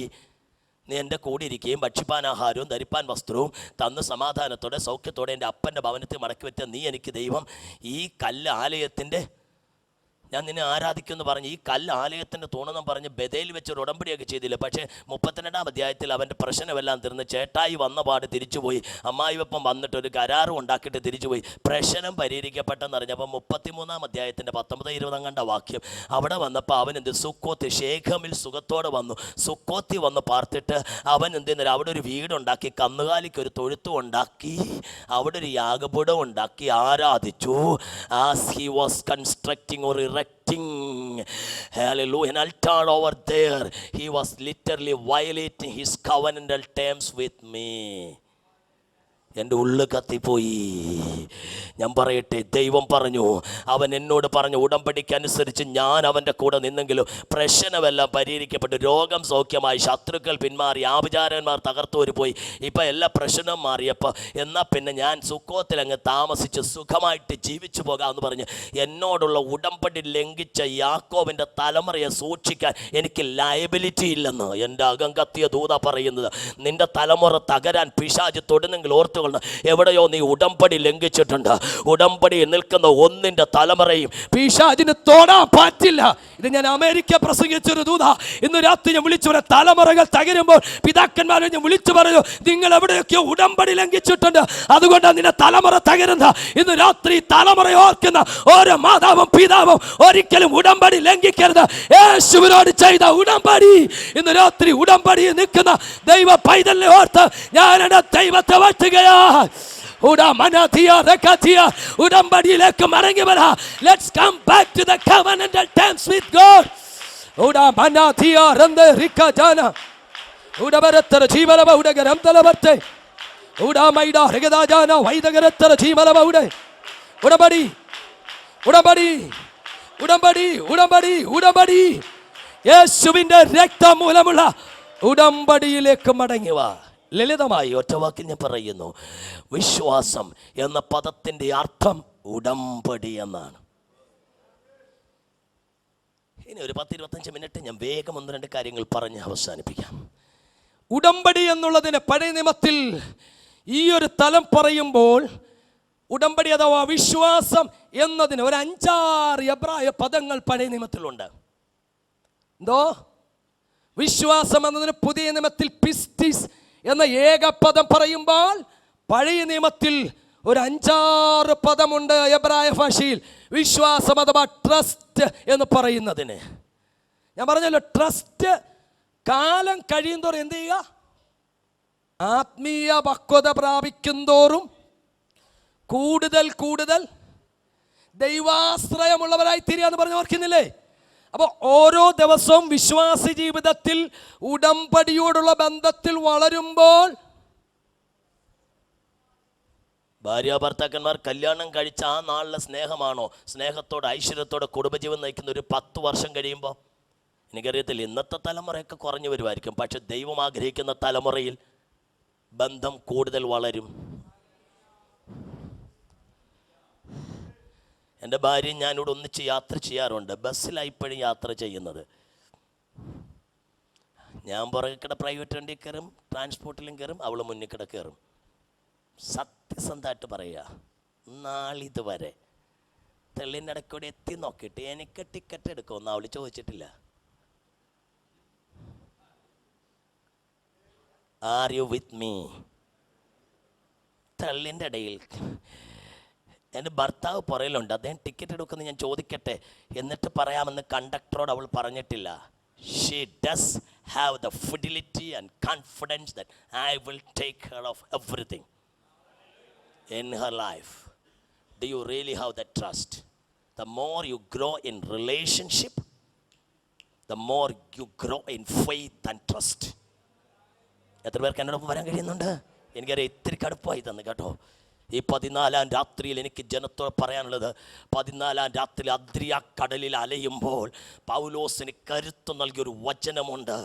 ഇന്ന് രാത്രി ഞാൻ സേവിച്ച് നിൽക്കുന്ന യഹോവയുടെ ദൂതൻ എൻ്റെ അടുക്കൽ നിന്ന് പൗലോസെ ഭയപ്പെടേണ്ട എന്ന് പറഞ്ഞ് ഈ 14-ാം രാത്രിയിലും എവിടെ നിന്ന് കിട്ടി പൗലോസെ ഈ ഉറപ്പ്? അവൻ പറയും, എന്നോട് ഉടമ്പടി ചെയ്ത ഒരുത്തനുണ്ട്. മധ്യാരണ്യക്കടലിൽ അല്ലെങ്കിൽ മെഡിറ്ററേനിയൻ ശ്രീയുടെ നടുവിൽ ആഴത്തിൽ അസ്തമിക്കുമെന്ന്, ഉടഞ്ഞു പോകുമെന്ന്, തീർന്നു പോകുമെന്ന്, കഥ കഴിയുമെന്ന് ചെകുത്താന്റെ മണ്ഡലങ്ങൾ കപ്പലിലുള്ള ഒന്നിച്ചു നിന്ന് പറയുമ്പോൾ ഒരുത്തൻ മാത്രം as a solitary voice standing. Why? Because of his trust in God. ഈ മുഴു പട്ടണവും തകർന്നാലും, മുഴു രാജ്യവും തകർന്നാലും, ലോകം കീഴ്മേൽ മറിഞ്ഞാലും എനിക്ക് പ്രത്യാശ തരുന്ന ഒരു ദൈവമുണ്ട്. എന്നോട് ഉടമ്പടി ചെയ്ത ദൈവം വാക്ക് മാറില്ല.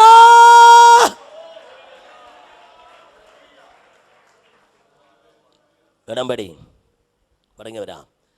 എബ്രായ ഭാഷയിൽ വിശ്വാസം എന്നതിന്, ഉടമ്പടി എന്നർത്ഥം വരുന്ന വിശ്വാസം എന്നതിന് ആദ്യം ഉപയോഗിക്കുന്ന പദം വായിച്ചുകൊള്ളൂ. ഉൽപ്പത്തി 15:6, ജനസിസ് ചാപ്റ്റർ 15 വേഴ്സ് 6.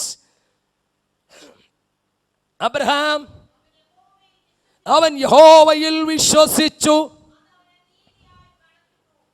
അവിടെ വായിക്കുന്ന വിശ്വാസം എന്ന പദം ബിലീവ്ഡ്. ആ പദത്തിന് എബ്രായ ഭാഷയിൽ ഉപയോഗിക്കുന്ന എബ്രായ പദം അമൻ എന്ന പദമാണ്. AMEN എന്ന് ട്രാൻസ്ലിറ്ററേറ്റ് ചെയ്ത് എഴുതാവുന്ന എബ്രായ ഭാഷയിലെ ഒരു പദം അമൻ. എല്ലാവരും ഒന്ന് പറഞ്ഞ് ആമേൻ ഓർക്കാമെങ്കിൽ അമൻ ഓർക്കാൻ എളുപ്പമാണ്. ഞങ്ങൾ ഈ നിമോണിക്സ് എന്നൊക്കെ പറയും. ഒരു വാക്ക് ഓർക്കാൻ പരിചയമുള്ളൊരു വാക്കിനോട് ചേർത്ത് പഠിക്കും. തിയോളജി പിള്ളേരോട് ഞാൻ പറഞ്ഞേക്കാം, നമ്മൾക്ക് പിടികിട്ടാത്തൊരു വാക്ക് ഓർക്കാൻ ഒന്നീ അർത്ഥത്തിലോ ഉച്ചാരണത്തിലോ സാമ്യമുള്ള ഒരു വാക്കൂടെ ചേർത്ത് എന്ത് ചെയ്യണം? അതാണ് നമ്മുടെ ബ്രെയിൻ്റെ സിസ്റ്റം. ഞങ്ങളങ്ങനെ അല്ലെങ്കിൽ നിങ്ങൾ വിചാരിക്കുന്നു ഒറ്റ അടിക്കവിടെ നിന്ന് ഹീബ്രും ഗ്രീക്കും ഒക്കെ പറയാൻ പറ്റുമെന്ന്. പറ്റത്തില്ല, സത്യമായിട്ട് പറ്റത്തില്ല. കാരണം അത് പ്രസംഗിക്കുന്ന ഭാഷയല്ല, മലയാളമോ ഇംഗ്ലീഷോ അല്ല. ഇത് ഓർക്കണമെങ്കിൽ ഇതേ ഉള്ളൂ മാർഗം. അതിന് ഇംഗ്ലീഷുകാരൻ്റെ ഭാഷ നിമോണിക്സ് എന്ന്, MONIS നിമോണിക്സ് എന്ന് പറയും. ഓക്കെ, അപ്പം ഞാൻ തിരിച്ചു വരുന്നു. സ്തോത്രം. അപ്പം അമൻ എന്നോ ആമേൻ ഓർത്താൽ മതി. എന്തോർക്കാം? രാവിലെ ഞാൻ നട്ട പറഞ്ഞു ഓർക്കുന്നില്ലയോ? അതിനാ നട്ട എന്ന് പറഞ്ഞ് നാട്ടാ പറഞ്ഞു. ഓക്കെ, ശ്രദ്ധിക്കണമേ. അപ്പം അമൻ എന്ന വാക്കിൻ്റെ അർത്ഥം വിശ്വാസം എന്നാ അവിടെ അങ്ങനെ ട്രാൻസ്ലേറ്റ് ചെയ്തേക്കുന്നത്. പക്ഷെ ഒരു കാര്യം, ഇതൊരു സാധാരണ വിശ്വാസമല്ല. വിശ്വാസത്തിൻ്റെ ഒരു ഗ്രാസ് റൂട്ട് ലെവലിലുള്ള വിശ്വാസമാണ്. ഹലോ, വിശ്വാസത്തിൻ്റെ ഒരു ബിഗിനിങ് സ്റ്റേജാ. ലളിത ഭാഷയിൽ ഈ വിശ്വാസത്തിന് ഇൻഫന്റ് ഫെയ്ത്ത്, ശിശുവിൻ്റെ വിശ്വാസം എന്ന് പറയാം. വരാമേ പറ. എന്താ ട്രസ്റ്റിന്റെ തുടക്കം? ഒരു ശിശുവിന്റെ വിശ്വാസം. എന്താ അമൻ? ശിശുവിന്റെ വിശ്വാസം. അത് ഇത്തിരി കടുപ്പുള്ള കാര്യമാണ്. ഞാനൊരു ദിവസം ഈ വചനം ശിശുവിൻ്റെ വിശ്വാസം എന്ന് അർത്ഥം ഞാൻ കണ്ടെത്തിയപ്പോൾ എനിക്ക് ആദ്യം കൊണ്ട് മനസ്സിലായില്ല. ഞാൻ ഇപ്പോൾ ദൈവത്തോട് ചോദിച്ചു, റെസ്ൽ ചെയ്യാൻ തുടങ്ങി. ദൈവത്തിന് ആ വാക്യം തലയിലോട്ടുകൂടി ഇങ്ങനെ അന്യഭാഷ പറഞ്ഞ് ധ്യാനിക്കാൻ തുടങ്ങി. അതാണ് എൻ്റെ ഒരു ശൈലി. അന്യഭാഷ പറയുക, ബുദ്ധിയുടെ മണ്ഡലം അങ്ങ് അഴിച്ചിടുക, ആത്മാവിൻ്റെ മണ്ഡലത്തിൽ എന്ത് ചെയ്യുക? അന്യഭാഷ പറയുമ്പോൾ ബുദ്ധിയിലേക്ക് എന്ത് ചെയ്യും? ഇതൊന്ന് വെളിപ്പെടും. ഹലോ, ദൈവം എന്നോട് പറഞ്ഞടാ, ശിശുവിൻ്റെ വിശ്വാസം എന്ന് പറഞ്ഞാൽ ഇത്രയേ ഉള്ളൂ. ഒരു ഇൻഫൻറ്റ് ഫെയ്ത്ത്, 4-5 മാസം പ്രായമുള്ള ഒരു കുഞ്ഞ് വിശന്ന് കരയുമ്പോൾ അതിനെന്നാ കിട്ടും? പാല് കിട്ടും. പക്ഷെ പ്രശ്നം, പാല് കിട്ടും എന്നറിയാം, അതിന് കിട്ടുകയും ചെയ്യും. പക്ഷെ എപ്പോഴെങ്കിലും ഈ കുഞ്ഞിനെ സംബന്ധിച്ചിടത്തോളം എൻ്റെ അപ്പൻ എൻജിനീയറാണോ, എൻ്റെ അപ്പൻ ഡോക്ടറാണോ, എൻ്റെ അപ്പൻ എനിക്ക് ചാപ്പാട് തരാൻ കഴിവുണ്ടോ, എൻ്റെ അപ്പന് കപ്പാസിറ്റി ഉണ്ടോ, ബാങ്ക് ബാലൻസ് ഉണ്ടോ എന്ന് എപ്പോഴെങ്കിലും ഈ കുഞ്ഞ് ചിന്തിക്കുമോ? ദൈവം എന്നോട് പറഞ്ഞ ദൂതാ പറയുന്നത്. ഇത് കമൻട്രി വായിച്ച ദൂതല്ല, സ്വർഗം പറഞ്ഞൊരു ദൂത്. ഒരു ശിശുവിൻ്റെ വിശ്വാസം, he will never look for the source or the resource. എവിടുന്ന് വരുമെന്ന്, എങ്ങനെ വരുമെന്ന്. The question how does not derive there. ദൈവത്തിൽ ആശ്രയിക്കുന്ന നിന്നോടൊരു ദൂത് പറയാ, എവിടുന്ന് എനിക്ക് വേണ്ടി വഴി തുറക്കുമെന്ന് ചിന്തിക്കേണ്ട. ദൈവത്തിലാണോ നീ വിശ്വസിക്കുന്നത്? Let it be the Aman faith. Let it be an infant faith. Don't ever think of the source. Don't ever think of the resource. Don't ever ask the question how. God will provide. ലളിത ഭാഷയെ പറഞ്ഞാൽ faith in the promise of God. ദൈവത്തിൻ്റെ വാഗ്ദത്തത്തിൽ വിശ്വസിക്കുക. എവിടുന്ന് വരും, എങ്ങനെ വരും എന്ന് ചിന്തിക്കരുത്. പക്ഷെ നമുക്കുള്ള കടപ്പം ചെറിയ വിദ്യാഭ്യാസമൊക്കെ ആയി പോയില്ലയോ? നമ്മുടെ കൂട്ടത്തുള്ളവർക്ക് ഇപ്പോൾ വലിയ വിദ്യാഭ്യാസമുള്ളവരില്ല വെച്ചാൽ. അതുകൊണ്ട് അവരെ സംബന്ധിച്ചിടത്തോളം അത്ര പെട്ടെന്ന് കണ്ണു അടച്ചുകൊണ്ട് ശിശുവിനെ പോലെ വിശ്വസിക്കാൻ പറ്റത്തില്ല. അബ്രഹാമിൻ്റെ തുടക്കം അതുപോലെ 12-ാം അധ്യായത്തിൽ ദൈവം വിളിച്ചെങ്കിലും 15-ാം അധ്യായത്തിൽ വന്നപ്പോൾ ദൈവം അവനോട് പറഞ്ഞു, അബ്രഹാമേ അബ്രഹാമേ, ഞാൻ നിൻ്റെ പരിചയം, അതിമഹത്തായ പരിചയം പെരുവലൊക്കെ മേഘൻ എന്ന് പദം, അതൊക്കെ പറയുമ്പോൾ ഞാൻ ഒത്തിരി കാര്യം പറയണം. പരിചയം എന്നുള്ളതിന് ഒത്തിരി വേറെ ദൂത് കയറിപ്പോൾ. അപ്പം ഞാൻ നിൻ്റെ പരിചയം എന്നോടൊപ്പം ഉണ്ടോ? അല്ലാണ്ട് ശ്വാസം പോയോ? ദൈവം ഇത് പറഞ്ഞിറങ്ങി വന്നപ്പോൾ അവൻ പറയാ, ശരിയാ ദൈവമേ, ദൈവം എന്നോട് വാക്ക് പറഞ്ഞു. ദാണ്ടേ എൻ്റെ വീട്ടിലിപ്പോൾ ജനിച്ചു വളർന്ന് എലയാസർ എന്ന് പറഞ്ഞൊരുത്തരുണ്ട്, അവൻ എൻ്റെ അവകാശി. That's more than enough. ദൈവം ഒരു ദൂത് പറഞ്ഞിട്ട് വർഷം 10 ആയെന്നേ. 13 ആകുമ്പോഴാണ് ഇസ്മായിൽ ഉണ്ടാകുന്നത്, 25 ആകുമ്പോഴാണ് ഇസാഖ് ഉണ്ടാകുന്നത്. ഇപ്പോൾ ഒരു 10 വർഷമെങ്കിലും ആയിക്കാട്ടെന്ന് എൻ്റെ സങ്കല്പം. 10 വർഷമായിട്ട് കാത്തിരുന്ന് അവസാനം what I say, a stigma leads to a dogma. മനസ്സിലായില്ല? A confusion. നമ്മുടെ ജീവിതത്തിൽ വിശ്വാസ മണ്ഡലത്തിൽ ഒരു കൺഫ്യൂഷൻ ഉണ്ടാകുമ്പോൾ, മനസ്സിലാകുന്ന ഭാഷ എങ്ങനെ പറയുന്നത് എനിക്കറിയത്തില്ല. ഓക്കെ, ഒരു വിഷയത്തിന് വേണ്ടി നമ്മൾ കരഞ്ഞു പിടിച്ച് പ്രാർത്ഥിച്ചു, രോഗിക്ക് വേണ്ടി സൗഖ്യം കിട്ടാൻ പ്രാർത്ഥിച്ച് വിശ്വാസത്താൽ ഞാൻ പറഞ്ഞു സൗഖ്യം. അവസാനം ആ രോഗി സൗഖ്യമാകാതെ മരിച്ചു പോകുമ്പോൾ നമ്മളുടനെ ജമ്പ് ചെയ്യുന്നൊരു കൺക്ലൂഷൻ ഉണ്ട്, ദൈവഹിതം. R you getting me? Hello, ഇത്തിരി കടുപ്പായതെന്ന് ഞാൻ പറഞ്ഞില്ലേ. ഇന്നത്തെ ദൂത് കടുപ്പുള്ള ദൂതാ. പിന്നെ PMG ചർച്ച വന്നിട്ട് ഞാൻ ഇട്ടോറൊന്ന് ഈ ദേവദാസന്മാരൊക്കെ ഇരിക്കുമ്പോൾ എന്തെങ്കിലും ഉപരിപ്ലവം പറഞ്ഞിട്ട് പോയാൽ നാളെ നിങ്ങൾ പറയും ഒരായിരത്തി മസാത്ത് ഏതാണ്ടൊക്കെ പറഞ്ഞിട്ട്. അത് പറ്റത്തില്ല. ഇത്തിരി ആഴം തന്നെ പിടിച്ചോ. എന്താ കൺഫ്യൂഷൻ നമ്മളെ എന്തിലേക്ക് നയിക്കും? I would tell you, a stigma would lead people to a dogma. പ്രതിസന്ധികൾ നമ്മളെ പ്രായോഗിക തലത്തിൽ അതായിരിക്കാം എന്ന ഒരു തീരുമാനത്തിൽ എത്തിക്കും. അത് വിശ്വാസത്തിന്റെ മണ്ഡലമല്ല. അബ്രഹാമിനോട് ദൈവം ഒരു സന്താനത്തെ കൊടുക്കുമെന്ന് പറഞ്ഞു. അക്കാലത്ത് മാസ്റ്റർ യജമാനന്റെ വീട്ടിലുള്ളത് മുഴുവൻ അങ്ങേരുടെ സ്വത്ത. ഭാര്യമാർ, ദാസന്മാർ, ദാസിമാർ, അവർക്കുണ്ടാകുന്ന പിള്ളേരുമെല്ലാം ആരുടെ പ്രോപ്പർട്ടിയാ? അപ്പൊ അവന്റെ വീട്ടിൽ ജനിച്ച് വളർന്ന 318 അഭ്യാസിയുടെ കൂട്ടത്തിലുള്ള ഒരുത്തനായിരിക്കാം ദമ്മേശക്കാരനായ എലയാസർ. അവൻ ദൈവത്തോട് പറഞ്ഞു, ശരിയാ ദൈവമേ, നീ എന്നോടൊരു വാക്ക് പറഞ്ഞു, ആ വാക്ക് ഞാൻ അംഗീകരിക്കുന്നു, അത് സ്വീകരിച്ചിരിക്കുന്നു. ദൈവം എനിക്കൊരു സന്താനത്തെ തരുമെന്ന് പറഞ്ഞു. ദാണ്ടെ എലയാസർ ഉണ്ട്. I am happy with that. It was not the word of the trust of faith, but it was the practical dogma that he derived out of his stagnant situation or the stigma. മനസ്സിലായെന്നോ? ജീവിതത്തിൽ പരാജയത്തിൻ്റെ നെല്ലിപ്പലകൾ കണ്ട് തകർന്നടിയുമ്പോൾ ദൈവഹിതമാണെന്ന് പറഞ്ഞ internalise ചെയ്യരുത്. ഞാൻ പകല് പറഞ്ഞ് എൻ്റെ അനുഭവ സാക്ഷ്യം ഓർമ്മയുണ്ടാകും. ജീസസ്. ഇന്ന് രാത്രി ദൈവജനം ഒരു പുതിയ തലത്തിലേക്ക് മൂവ് ചെയ്യണം വിശ്വാസത്താൽ. ഞാൻ പറഞ്ഞല്ലോ തുടക്കത്തിൽ നിൻ്റെ നാവിനെയാ ദൈവം ആദ്യം ടച്ച് ചെയ്യുന്നത്. നിൻ്റെ ജീവിതത്തെ കോൺക്വർ ചെയ്യുവാൻ, ലോകത്തെ കോൺക്വർ ചെയ്യുവാൻ, ചുറ്റുപാടുകളെ കോൺക്വർ ചെയ്യുവാൻ സ്വർഗത്തിന് ആദ്യം നിൻ്റെ ടങ്ങിനെ ടച്ച് ചെയ്യണം. അവിശ്വാസത്തിൻ്റെ വാക്ക്, അവിശ്വാസത്തിൻ്റെ ഉദ്ധരണികൾ, അവിശ്വാസത്തിൻ്റെ കൊട്ടേഷൻസ് ഉച്ചരിക്കരുത്. വിശ്വാസം പറഞ്ഞു തുടങ്ങട്ടെ. അപ്പൊ പ്രായോഗിക ബുദ്ധിയിൽ അവനൊരു ഹ്യൂമൻ കാൽക്കുലേഷൻ നടത്തിയിട്ട് പറഞ്ഞു, എനിക്കൊരു കുഞ്ഞിനെ തരാമെന്നല്ല പറഞ്ഞ്, എൻ്റെ വീട്ടിൽ ജനിച്ച ദമ്മേശക്കാരനായ എലയാസർ എനിക്ക് കുഞ്ഞ് മതി.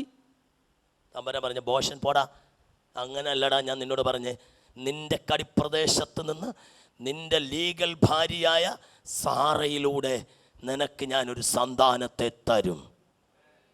അവൻ ഒരു ശിശുവിനെ പോലെ അവിടെ വിശ്വസിച്ചത്. He never asked the question where, when and how. മനസ്സിലായില്ല?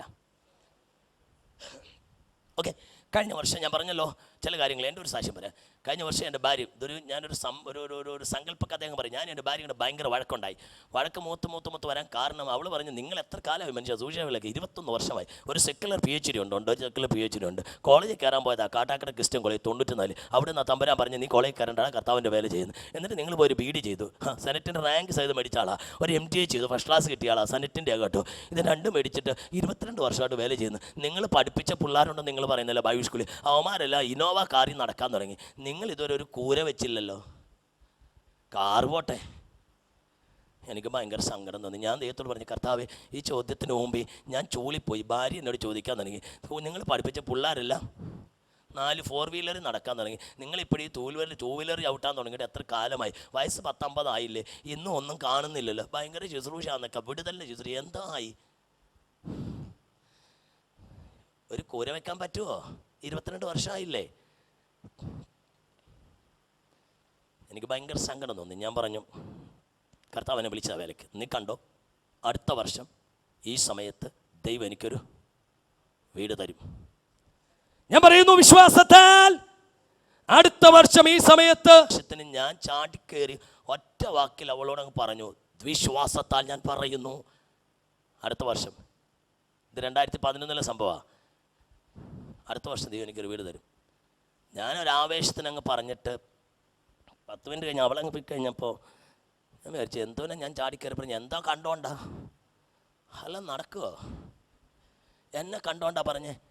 ഞാൻ ആദ്യം ചെയ്തു. അപ്പോൾ അവളോട് പറഞ്ഞൊരു പ്ലാൻ വെക്കും. 1600 കൊച്ചു വീടാണ് കേട്ടോ, 1600 സ്ക്വയർ ഫീറ്റിൻ്റെ വീടൊക്കെ പ്ലാൻ വരച്ച് വെച്ചു. എന്നിട്ട് ഞാൻ ആലോചിക്കുക, എന്നാ ചെയ്യും, എവിടെ നിന്നാ വല്ല സോഴ്സും. ഞാൻ പതുക്കെ ഇങ്ങോട്ട് മാറിയിരുന്നു.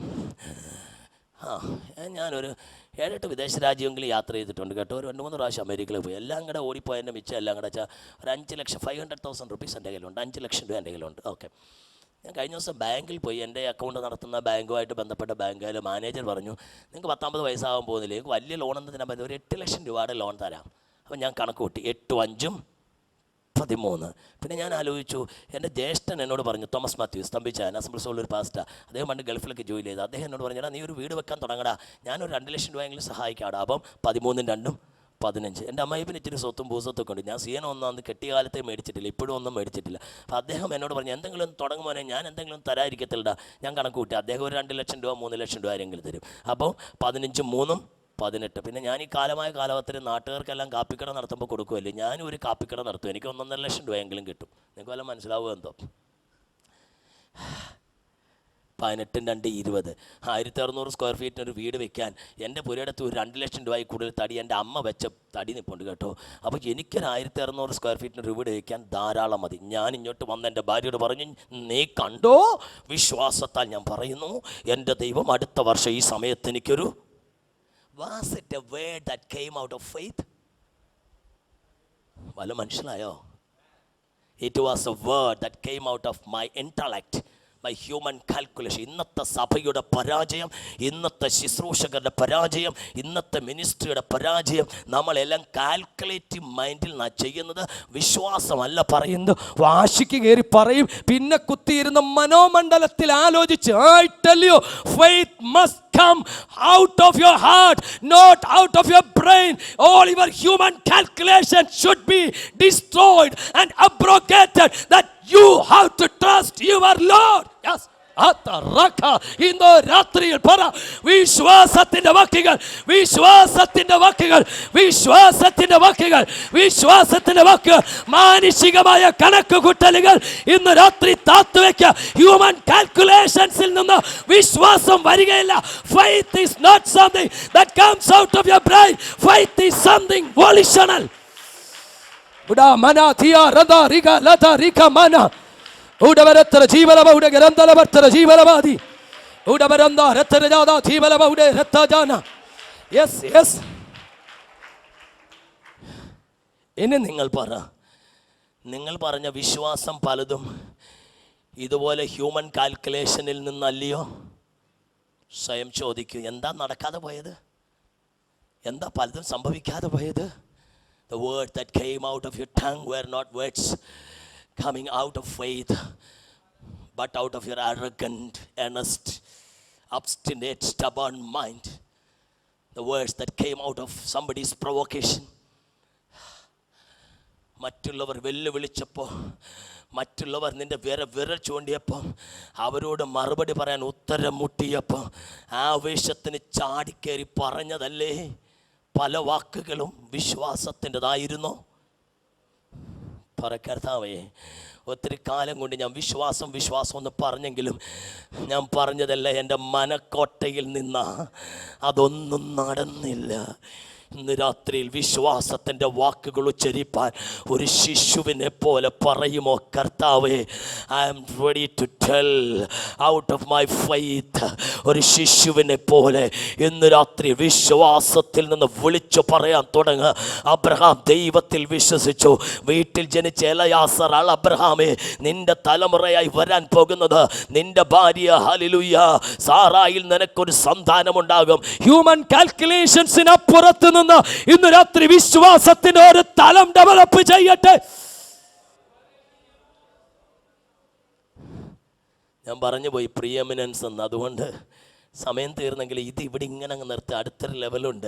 ആ ഒരു പദം കൂടെ പറഞ്ഞില്ലെങ്കിൽ ഞാൻ ചെയ്യുന്ന അനീതി 6 വാക്കെങ്കിലും ഉണ്ട്. 2 എണ്ണമെങ്കിലും പറയാതെ പോയാൽ നിങ്ങളെ ആയിരിക്കും എന്നെ പാസ്റ്റായത്. ഞങ്ങളെ എല്ലാവരും കൂടെ ഇങ്ങനെ ആവേശം കൊള്ളിച്ചിട്ട് ആ മനുഷ്യൻ അങ്ങുമില്ല ഇങ്ങുമില്ല എങ്ങുമില്ലാതെ പോയാലും ഒരു വാക്കൂടെങ്കിലും ഞാൻ പറയാം. വിശ്വാസം എന്നതിന് രണ്ടാമത് ഉപയോഗിക്കുന്നൊരു പദം, ഒരു 2-3 പദത്തെ ഇടത്തങ്ങ് തള്ളിയിട്ട് സങ്കീർത്തനം 22:8 വരുമ്പോൾ അവിടെ വായിക്കുന്നൊരു പദമുണ്ട്, സമർപ്പിക്കുക എന്നൊന്നും എന്നെ എടുത്ത് ആ വാക്യം എന്നെടുത്ത് വേഗം. സങ്കീർത്തനം 22:8 അവിടെ എന്താ വായിക്കുന്നത്? യഹോവയെങ്കിൽ നിന്നെ തന്നെ സമർപ്പിക്കാന്ന്. ആ വാക്ക് എന്താണെന്നറിയാം? നിന്നെ തന്നെ സമർപ്പിക്കാന്നുള്ളൊരു കമാൻഡ് പോലെ അല്ല. He trusted on the Lord എന്ന്. സമർപ്പിക്കുക എന്നല്ല, it's not imperative, but it's an indicative, it's an affirmative sentence. He trusted in the God. Hallelujah. അവൻ ദൈവത്തിൽ വിശ്വസിച്ചു. ട്രസ്റ്റ് എന്നുള്ള പദമാണ് ഇവിടെ ഉപയോഗിച്ചിരിക്കുന്നത്. എന്നോടൊപ്പമുണ്ടോ? ആ വാക്കിന് എബ്രായ പദം ഗോൾ ഓർക്കാൻ എളുപ്പമാ. പന്ത് കളിയിലെ ഗോളെന്നോ ജീവിതത്തിൻ്റെ ലക്ഷ്യത്തിൻ്റെ ഗോളെന്നോ ഒക്കെ ഓർത്താൽ മതി. അവിടെ ഉപയോഗിക്കുന്ന പദം ഗോൾ എന്ന എബ്രായ പദമാണ്. ഇന്ന് രാത്രിയിൽ ഹല്ലേലൂയ ദൈവത്തിൽ ആശ്രയിച്ചു, അതുകൊണ്ട് അവൻ വിശ്വസിച്ചതുകൊണ്ട് അവനെ വിടുവിച്ചു എന്ന്. എന്താ ആ പദമാണ് ഞാൻ വൈകിട്ട് ധ്യാനിച്ചപ്പോൾ സ്വർഗം എന്നോട് പറഞ്ഞ് പ്രീ എമിനൻസ് എന്ന് എഴുതി കാണിച്ചു. അവൻ ആശ്രയിച്ചു എന്നുള്ളതിൻ്റെ അല്ലെ ട്രസ്റ്റഡ് എന്നുള്ളതിൻ്റെ എബ്രായ പദം അല്ലെ ഗോൾ എന്ന് പറയുമ്പോൾ അവനെക്കുറിച്ച് ദൈവത്തിന് മുൻകൂട്ടിയുള്ള പദ്ധതിയെക്കുറിച്ച് ഉറപ്പുണ്ടായതുകൊണ്ട് കണ്ണുമടച്ച് അവൻ വിശ്വസിച്ചു. എത്ര പേര് എന്നോടൊപ്പമുണ്ട്? ദൈവത്തിൻ്റെ പ്രയോറിറ്റി അറിയാവുന്ന, ദൈവത്തിൻ്റെ പദ്ധതി അറിയാവുന്ന അവൻ ജീവിതത്തിൻ്റെ തകർച്ചയെ കണ്ണുമടച്ച് സ്വീകരിച്ചു എന്ന്. പ്രതിസന്ധി വരുമ്പോൾ മാറിപ്പോകട്ടെ എന്ന് പറയുന്നതല്ല വിശ്വാസിയുടെ ലക്ഷണം. അവൻ അറിയണം ദൈവത്തിന് എന്നെക്കുറിച്ചുള്ള പദ്ധതി ഉണ്ടെന്ന്. ഒരു മനുഷ്യൻ്റെ ജീവിതത്തിൽ ലഭിക്കാവുന്ന ഏറ്റവും പരമമായ അറിവ് ലോകത്തിൽ 5 PhD കിട്ടുന്നതല്ല.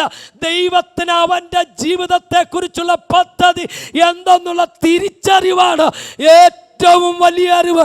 അതറിയുന്നവൻ അതിലോട്ടങ്ങ് കയറി നിന്നാൽ അവനെ പിടിച്ചു കെട്ടാൻ ഒരു പിശാചിനും കഴിയില്ല. ഇന്ന് രാത്രി ദൈവത്തിന് എന്നെ കുറിച്ചുള്ള പദ്ധതി എന്തെന്ന് അറിഞ്ഞാൽ മതി. That's the greatest knowledge that one can ever have. യേശുവിനറിയാമായിരുന്നു. അവൻ ഈ വാക്ക് ഗോൾ അതൊരു തരത്തിൽ പറഞ്ഞാൽ സ്തോത്രം, അതൊരു തരം എന്താവാ റെസ്റ്റിംഗ് ഫെയ്ത്ത് എന്നൊക്കെ അവനെ പറയാം. ഒരു തരത്തിൽ പറഞ്ഞാൽ അതൊരു മെച്യൂർ ഫെയ്ത്ത് എന്നോ ആമേൻ അഡൾട്ട്ഹുഡ് ഫെയ്ത്ത് എന്നോ ഒക്കെ വേണേൽ നിങ്ങൾ വിളിച്ചുകൊള്ളൂ. അഡോളസെൻസും പിന്നെ വേറെ കുറേ വേർഡുകളുണ്ട്. ഞാൻ അപ്പം അതൊക്കെ വിടുക. ഇന്ന് രാത്രിയിൽ ദൈവത്തിൽ ആശ്രയിക്കുന്ന നിങ്ങൾക്ക് ആത്യന്തികമായി ദൈവത്തിൻ്റെ പദ്ധതിയെക്കുറിച്ചൊരു ബോധ്യം വേണം. നമ്മുടെ പരാജയം പറയട്ടെ, പലപ്പോഴും നമ്മൾ ഫിലിപ്പിൻ്റെ ഫിലിപ്പോസ് എന്ന് പറഞ്ഞൊരു പുള്ളിയുണ്ട്. യേശു ഒരിക്കൽ ജനം എല്ലാം കൂടെ വന്ന് കൂടിയപ്പോൾ ഫിലിപ്പിനോട് ചോദിച്ചു, എടാ ഫിലിപ്പേ, ഈ ജനത്തിന് ചാപ്പാട് കൊടുക്കാൻ എവിടെ നിന്ന് അപ്പം മേടിക്കവിടാന്ന്? അവൻ്റെ മറുപടി, തമ്പുരാനെ 200 പണത്തിന് മേടിച്ചാലും.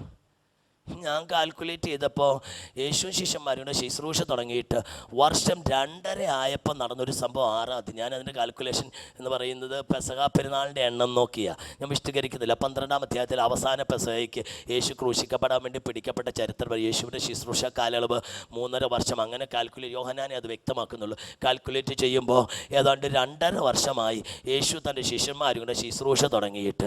അത്ഭുതങ്ങൾ നിരവധി അവൻ കണ്ടിട്ടുണ്ട്. കണ്ടിട്ടുണ്ട്? ഫിലിപ്പ് കണ്ടിട്ടുണ്ട്.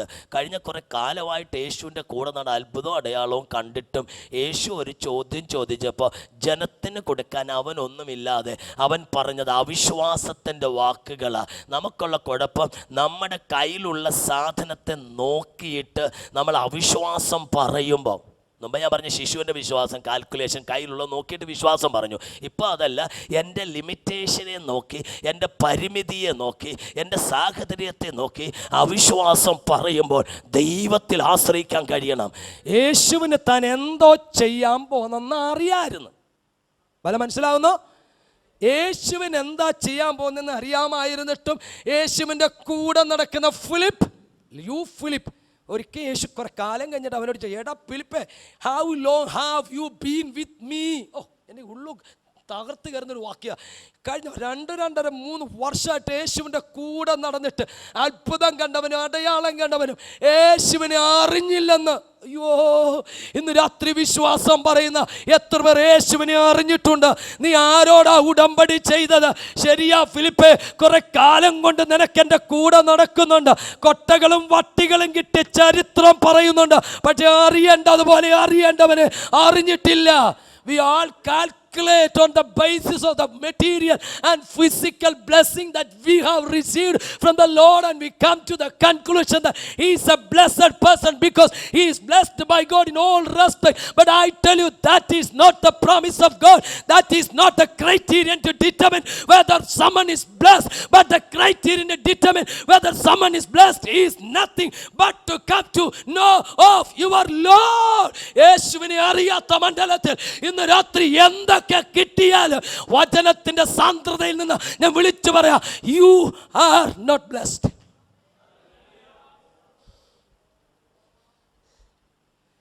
കർത്താവേ, എൻ്റെ വിശ്വാസത്തെ വർദ്ധിപ്പിക്കണമെന്നൊന്ന് പറയുമോ? ഹലോ, അടുത്ത ലെവലിലേക്ക് വളരണോ?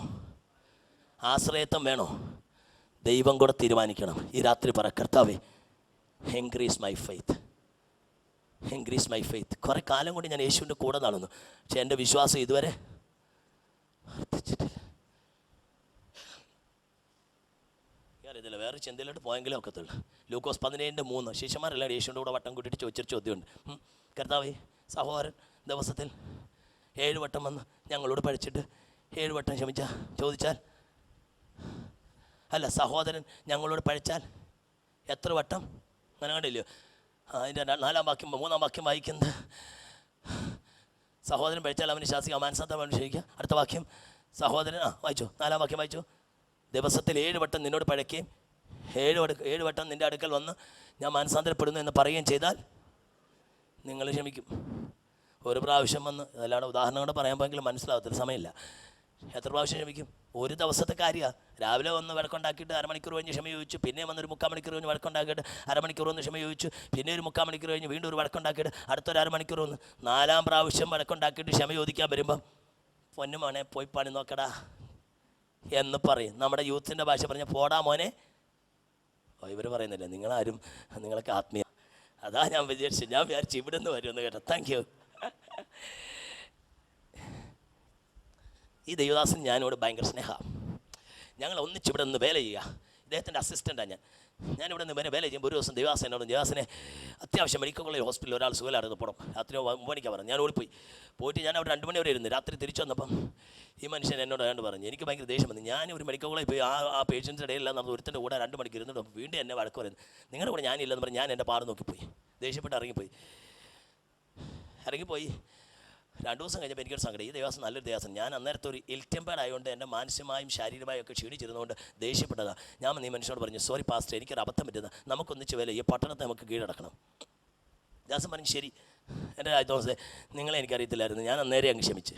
ഞാൻ അന്നേരം നിങ്ങൾ തിരിച്ചു വരുമെന്ന് എനിക്ക് അറിയാമായിരുന്നു. അതുകൊണ്ട് ഞാൻ അന്നേരം അങ്ങ് ക്ഷമിച്ചു. ഞാൻ പറഞ്ഞു സന്തോഷം ദേവദാസന്. പിന്നെ ഒരു 3 മാസം കഴിഞ്ഞപ്പോൾ വീണ്ടും ഏതാണ്ട് പ്രശ്നം. എന്നെ പറയുക കോയമ്പത്തൂർ വരെ ഒന്ന് പോയിട്ട് പോവാ. എന്തോ കാര്യം ഏതാണ്ട് കാര്യം പറഞ്ഞു. ഞാൻ വലിയ കാര്യത്തിൽ കോയമ്പത്തൂർ പോയിട്ട് രാത്രി തിരിച്ചു വന്നപ്പോൾ 2:30. എന്നോട് പറയുക വളരെ അത്യാവശ്യം കിംസിൽ ഒരാൾ കിടക്കുന്നു. കിംസ് ഒന്നുമില്ലയോ? കിംസിൽ ഒരാൾ കിടന്ന് പോയെന്ന് പ്രാർത്ഥിച്ചു ഒന്ന് ആശ്വാസം പറഞ്ഞിട്ട്.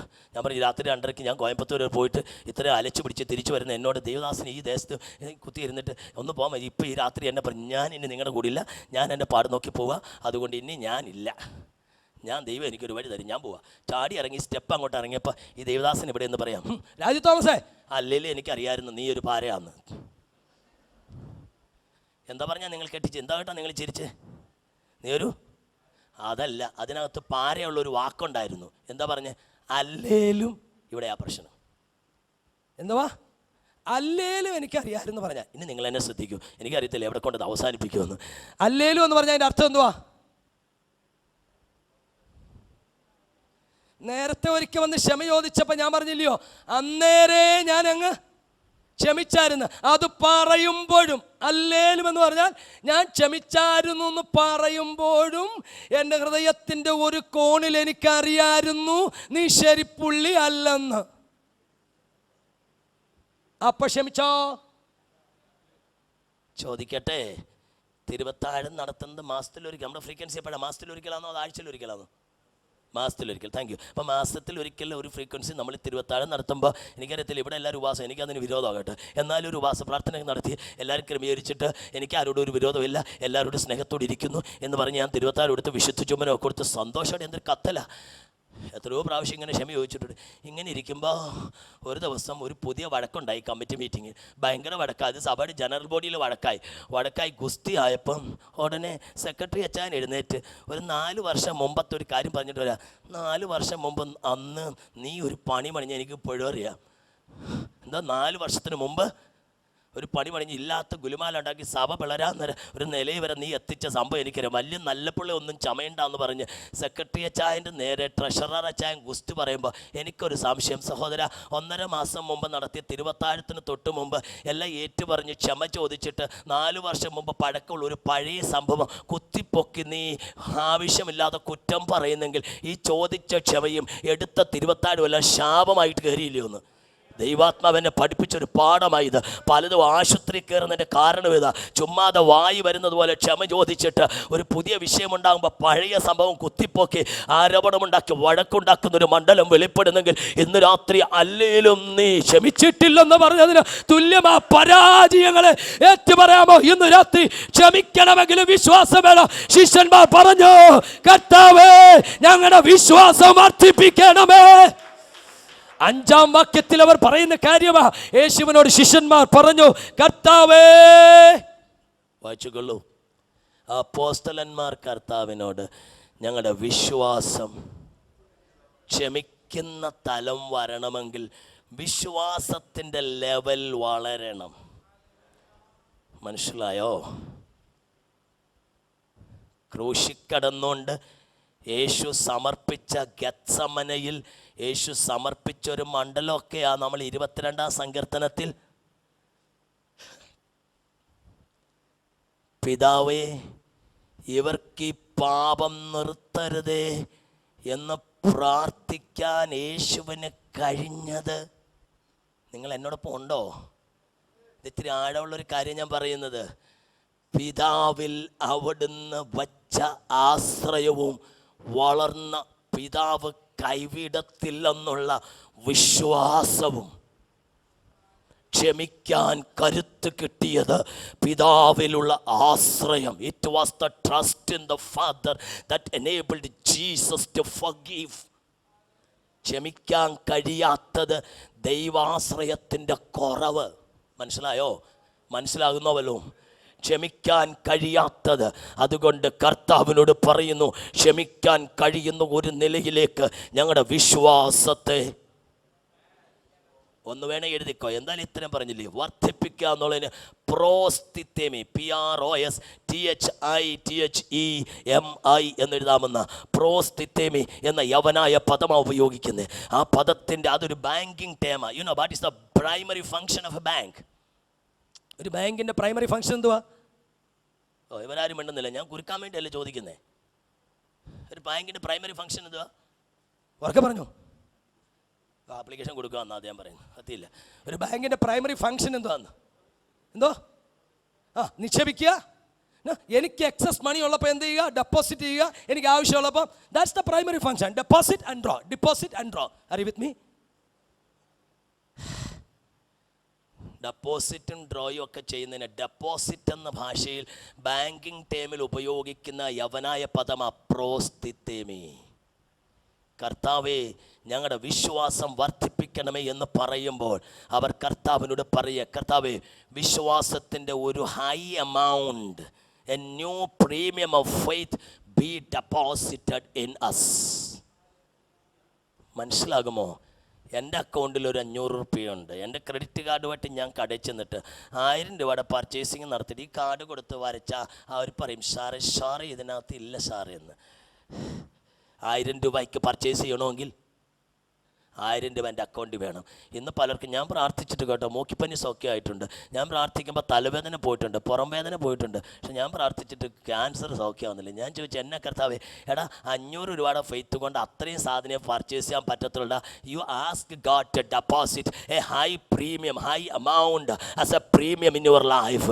നിൻ്റെ ജീവിതത്തിൽ വിശ്വാസത്തിൻ്റെ ഒരു പുതിയ അളവ് ഡെപ്പോസിറ്റ് ചെയ്താൽ അത്ഭുതങ്ങൾ നടക്കും. ഇന്നത്തെ ലെവലിലെ വിശ്വാസം കൊണ്ട് ഇതേ കിട്ടത്തുള്ളൂ. ലെവൽ വർദ്ധിക്കണം. വിശ്വാസത്തിന്റെ അടുത്തൊരു ലെവലിലേക്ക് ഈ രാവിലെ വയ്യവേളയിൽ സ്വർഗമേ, എന്റെ വിശ്വാസത്തിന്റെ ഒരു പുതിയ ലെവലിലേക്ക് എന്നെ ഒന്ന് വളർത്തണമെന്ന് പറയുന്ന എത്ര പേരുണ്ട്? എന്നെ കൊണ്ട് കഴിയാത്ത കാര്യങ്ങൾ സാധിപ്പിക്കുവാൻ ഇന്നലകളിൽ ഞാൻ പരാജയപ്പെട്ട മണ്ഡലങ്ങൾ, സ്വർഗമേ, let me have a new premium of faith in me. ഞാൻ അവസാനിപ്പിക്കാം. ഗോൾ എന്ന പദത്തിന് ട്രസ്റ്റ് എന്നർത്ഥം പറയുമ്പോൾ, ഗോൾ എന്ന പദത്തിൻ്റെ ലാറ്റിനൈസ്ഡ് അല്ലെ വേർഡ് എന്ന നിലയിൽ, അല്ലെങ്കിൽ എബ്രായ യവനായ പദമായിട്ട് ചേർത്ത് ഒരു പദം ഗോൽഗോദ എന്നുള്ള പദം അതിൽ നിന്നുള്ളതാ. ഗോൽ എന്ന പദത്തിൽ നിന്നാണ് ഗോൽഗോദ എന്ന പദമുണ്ടായിട്ടുള്ളത്. എന്താ ഗോൽഗോദയുടെ പ്രത്യേകത? ഗോൽഗോദ യേശുവിൻ്റെ ക്രൂശ് ബലിമരണം നടക്കപ്പെട്ട സ്ഥലമാണ്. ഇന്ന് രാത്രി നിങ്ങൾ തിരിച്ചറിയണം, അവൻ ദൈവത്തിൽ ആശ്രയിച്ചു. ഗോൽ എന്ന വാക്ക് അതിൻ്റെ പിക്ടോറിയൽ മീനിങ് ഗിമൽ എന്ന അക്ഷരം, എബ്രായ ആലിഫ് ബെത്ത് ഗിമൽ 4ാമത്തെ അക്ഷരം. അതിൻ്റെ ഒരർത്ഥം ക്യാമൽ എന്ന, മറ്റൊരർത്ഥം എന്താ പറയുക, ഇടയൻ്റെ കോലും തലയിൽ വെച്ചുകൊണ്ട് നിൽക്കുന്ന ഒരാളെന്ന, അല്ലെ ഗിമൽ. ഹല്ലേലൂയ.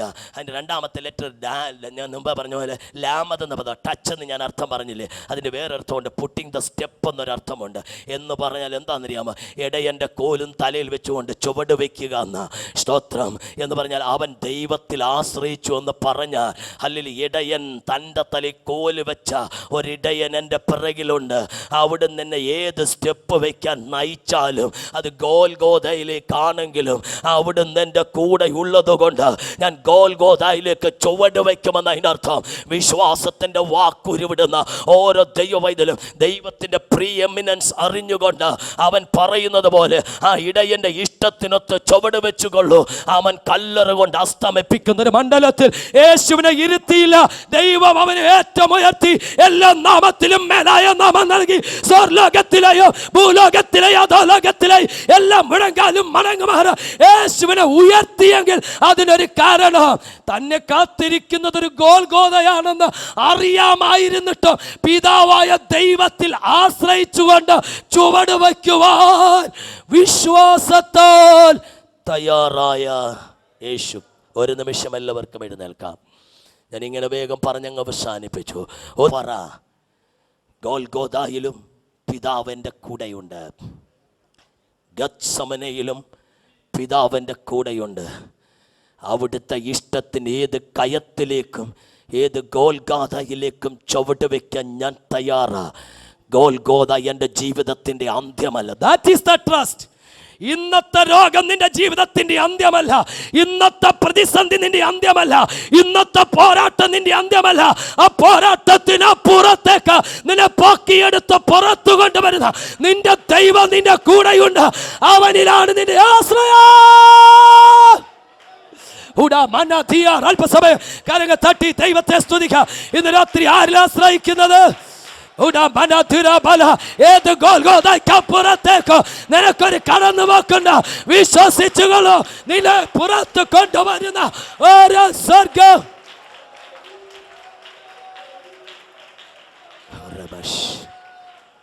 ഒരു നിമിഷം സമർപ്പിക്കൂ. ദൈവത്തിൻ്റെ അടുക്കൽ വരുന്ന ഒരു ദൈവമാണെന്ന് വിശ്വസിക്കണം. തന്നെ അന്വേഷിക്കുന്നവർക്ക് പ്രതിഫലം കൊടുക്കുന്നു വിശ്വസിക്കണം. ഏത് പ്രതിസന്ധിയുടെ നടുവിലും നിനക്ക് വിശ്വാസത്തോടെ കാല് വയ്ക്കാം. ഏത് കയത്തിലേക്കും കാത്തിരിക്കുന്നത് ഒരു ഗോൽഗോദയാണെങ്കിലും ദൈവഹിതമാണെങ്കിൽ, ദൈവത്തിലാണ് നിൻ്റെ ആശ്രയമെങ്കിൽ എടുത്തു ചാടിക്കോ. അവിടെ കൊണ്ട് നിന്ന് തീരത്തില്ല.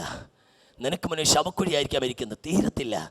വിശ്വാസത്താൽ നിൻ്റെ കൂടെ ഇടയൻ പറഞ്ഞിട്ട് നിൻ്റെ ഇടയൻ നിൻ്റെ പുറകുന്നുണ്ട്. അവൻ കോല് കൊണ്ട് ഡയറക്റ്റ് ചെയ്തിട്ട് നിന്നോട് ചുവട് വയ്ക്കാൻ പറയുന്നത് കയത്തിലേക്കാണെങ്കിലും വെച്ചോളൂ.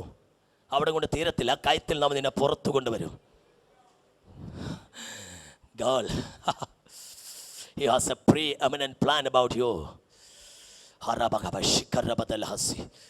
ഇതിനപ്പുറം സഹോദര സഹോദരി, ഈ ക്രൂശിനപ്പുറം നിനക്കൊരു ഉയർപ്പുണ്ട്. സഹോദര, ഈ ഗോൽഗോദയ്ക്കപ്പുറം നിനക്കൊരു ദൈവത്തിൻ്റെ പ്രവൃത്തി നിനക്ക് വേണ്ടി ഉണ്ട്. നിന്നെ കുഴിച്ചു മൂടിയ പരീക്ഷകൾ കാണുക അവൻ നിന്നെ പുറത്തു കൊണ്ടുവരും. നിനക്ക് കാവൽ നിന്ന പരീക്ഷകൾ കാണുക അവൻ നിന്നെ പുറത്തു കൊണ്ടുവരും. നിന്നെ വിസ്തരിച്ച പരീക്ഷകൾ കാണുക അവൻ നിന്നെ പുറത്തു കൊണ്ടുവരും. നിന്നെ തള്ളിപ്പറഞ്ഞ പരീക്ഷകൾ കാണുക അവൻ സ്വർഗാരോഹണം ചെയ്യും. നിന്നെ ക്രൂശിച്ച പരീക്ഷകൾ കാണുക അവൻ പുറത്തു വരും. നീ ഇവിടെ കൊണ്ട് അസ്തമിക്കല്ല. Trust trust trust. ദൈവത്തിൽ ആശ്രയിക്കൂ. നിന്നെ തകർക്കുവാൻ, നിന്നെ മുടിക്കുവാൻ ഗോൽഗോദയിലേക്ക് നടത്തിയെന്ന് പറഞ്ഞ പിശാചിന്റെ മണ്ഡലങ്ങൾ കാണുക അവൻ നിന്നെ പുറത്ത് കൊണ്ടുവരും.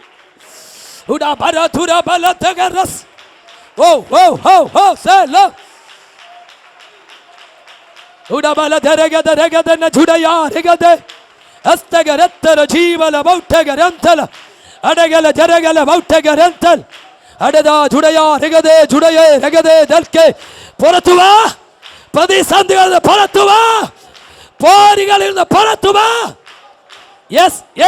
കെട്ടുകളിൽ നിന്ന് പുറത്തുവാ, അന്യായ ശക്തികളിൽ നിന്ന് പുറത്തുവാ, ആരോപണങ്ങളിൽ നിന്ന് പുറത്തുവാ.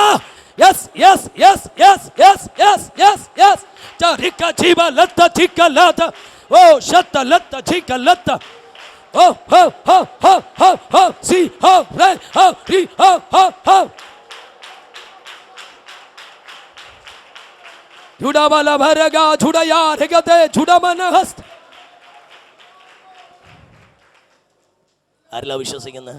ദൈവത്തിൽ. ശിശുവിനെ പോലെ വിശ്വസിക്കാം. Let's have A mature faith, A resting faith. ഈ കുഴി കൊണ്ട് നിൻ്റെ ജീവിതം തീരില്ല. ഈ ഗോൽഗോദ കണ്ട് നിൻ്റെ ജീവിതം അസ്തമിക്കില്ല. ഈ ക്രൂശ് കൊണ്ട് നിൻ്റെ ജീവിതം തീർന്നില്ല. ക്രൂശിനപ്പുറത്ത് കഴിഞ്ഞ 2000 വർഷമായിട്ട് നടക്കുന്ന മിനിസ്ട്രി ക്രൂശിൽ കയറിയിട്ട് പുറത്തു വന്നവൻ്റെ മിനിസ്ട്രിയുടെ എക്സ്റ്റൻഷനാണ്. അന്ന് 12 തുടങ്ങി ക്രൂശ് കൊണ്ട് തീർന്നെന്ന് പിശാച് പറഞ്ഞെടുത്ത് വിശ്വാസത്തോടെ ഗോൽഗോഥയിലൊക്കെ നടന്ന ദൈവ പൈതലേ, ഈ കഴിഞ്ഞ 2000 വർഷമായി നടക്കുന്നത് ക്രൂശിൽ നിന്ന് പുറത്തു വന്നവന്റെ മിനിസ്ട്രിയാ. തീർന്നില്ല. ഈ കയത്തിൽ നീ അസ്തമിക്കില്ല. ഇതിനപ്പുറത്തൊരു മിനിസ്ട്രിയുടെ ഔട്ട്ഫ്ലോ ഉണ്ട്.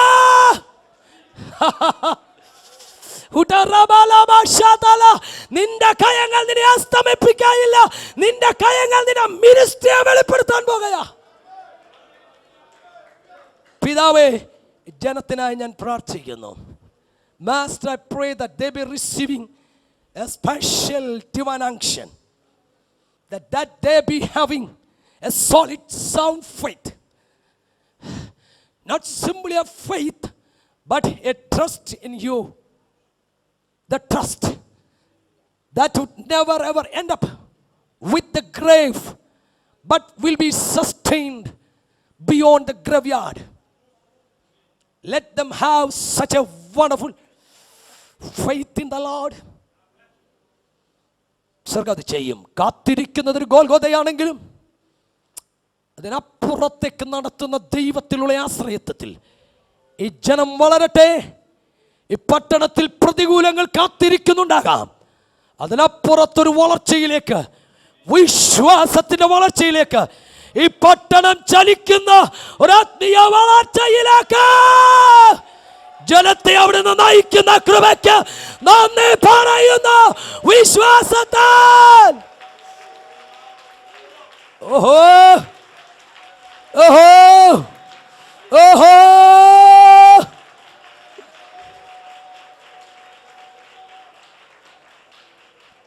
കർത്താവ് അങ്ങനെ ചെയ്ത കൃപയ്ക്ക് നന്ദി. യേശുവിൻ നാമത്തിൽ ആമേൻ. നമ്മുടെ വിശുദ്ധ കരങ്ങളെ ഉയർത്തി കർത്താവിനെ സ്തുതിച്ചാട്. ദൈവസഭയുടെ ക്ഷണം സ്വീകരിച്ച് കടന്നു പകൽക്കാലം രാത്രികാലം അനുഗ്രഹിക്കും. ഇവിടെ സുഷിത കർത്താവിൻ്റെ ദാസൻ ദൈവസഭയുടെ വലിയ വ്യക്തിയാണ്. നന്ദിയിരിക്കും നമ്മുടെ കണ്ണുകൾ നമുക്ക് ദിവസം ഉണ്ടാക്കിയാൽ ഈ നല്ല രാത്രികാലവും കർത്തൃപാദപീഠത്തിലായിരിക്കാൻ കർത്താവിൻ്റെ പൊന്നുമുഖത്തേക്ക് നോക്കുവാൻ, സർവശക്തനായ ദൈവത്തെ സ്തുതിപ്പാൻ ആരാധിപ്പാൻ കർത്താവ് നമ്മുടെ ജീവിതത്തിൽ നൽകിയ എല്ലാ നല്ല സാവകാശങ്ങളെ ഓർത്ത് സ്തോത്രം ചെയ്യുക. വിഷയങ്ങൾക്കായി പ്രാർത്ഥിപ്പാൻ കർത്താവ് നമ്മെ സഹായിച്ചല്ലോ. കർത്താവിൻ്റെ വലിയ ദാസനെ ഇന്ന് രാത്രികാലവും കർത്താവ് ശുശ്രൂഷയ്ക്കായി കരങ്ങളെടുത്തല്ലോ. വചനത്തിൻ്റെ വാതിലത്ര ദൈവത്തിൻ്റെ ആത്മാവ് വചനത്തിൻ്റെ ആഴമേറിയ മർമ്മങ്ങളെ നമ്മുടെ ഇടപെട്ട എല്ലാ ദൈവീയ ദൂതുകൾക്കായി നമുക്ക് സ്തോത്രം ചെയ്യുക. ഹല്ലേലൂയ. നാം ആയിരിക്കുന്ന ഒരു ബേസിക് ഫെയ്ത്തിലല്ല, ഹല്ലേലൂയ ഒരു അടിസ്ഥാന തലത്തിലല്ല, ഒരു വലിയ വളർച്ചയിലേക്ക് വരേണ്ടതിന്, ദൈവത്തിൽ തന്നെ ആശ്രയിക്കേണ്ടതിന് നമ്മെ ദൈവകരങ്ങളിൽ ഏൽപ്പിച്ച് നമുക്ക് ദൈവത്തോടെ പ്രാർത്ഥിക്കാം. വ്യക്തമായി സ്പഷ്ടമായ ദൈവത്തിൻ്റെ ആത്മാവ് നമ്മോട് സംസാരിച്ചല്ലോ. കർത്തൃത്വത്തിനെ കർത്താവ് അധികാരപ്പെടുത്തിയല്ലോ. ഹല്ലേലൂയ. പിന്നെയും അനേകർക്ക് ആശ്വാസമായി, അനേകർക്ക് അനുഗ്രഹമായി തന്റെ ദാസനെ കർത്താവ് ബലത്തോടെ നിർത്തേണ്ടതിനായി നമുക്ക് ദൈവത്തോടെ പ്രാർത്ഥിക്കാം. മടക്കി യാത്ര ദൈവം കൽപ്പിക്കേണ്ടതിനായി പ്രാർത്ഥിക്കാം. കർത്തൃപാദപീഠത്തിലായിരുന്ന കർത്താവിന്റെ വിലയിരുത്തന്മാരെ എല്ലാ ദൈവജനത്തെ ഓർത്ത് നമുക്ക് ദൈവത്തോടെ സ്തോത്രം ചെയ്ത് പ്രാർത്ഥിക്കാം. പൂർണ്ണമായി ഉപസിക്കുന്ന, ഭാഗ്യമായി ഉപസിക്കുന്ന എല്ലാ പ്രിയപ്പെട്ടവരെ കർത്താവ് ബലപ്പെടുത്തുവാൻ വരും സെക്ഷൻ അനുഗ്രഹിക്കേണ്ടതിനായി നമുക്ക് ദൈവത്തോടെ പ്രാർത്ഥിക്കാം. നാം എല്ലാവരും ആത്മാവി സ്തോത്രത്തോടെ ദിവസമല്ലായിരിക്കുമ്പോൾ കർത്താവിന്റെ വലിയ ദാസൻ എമ്മയോൺ സാർ മുമ്പോട്ട് കടന്നു വന്ന് പ്രാർത്ഥിച്ച് ആശീർവാദം പറഞ്ഞ് ഈ രാത്രിയിലെ മീറ്റിംഗ് അവസാനിപ്പിക്കുക.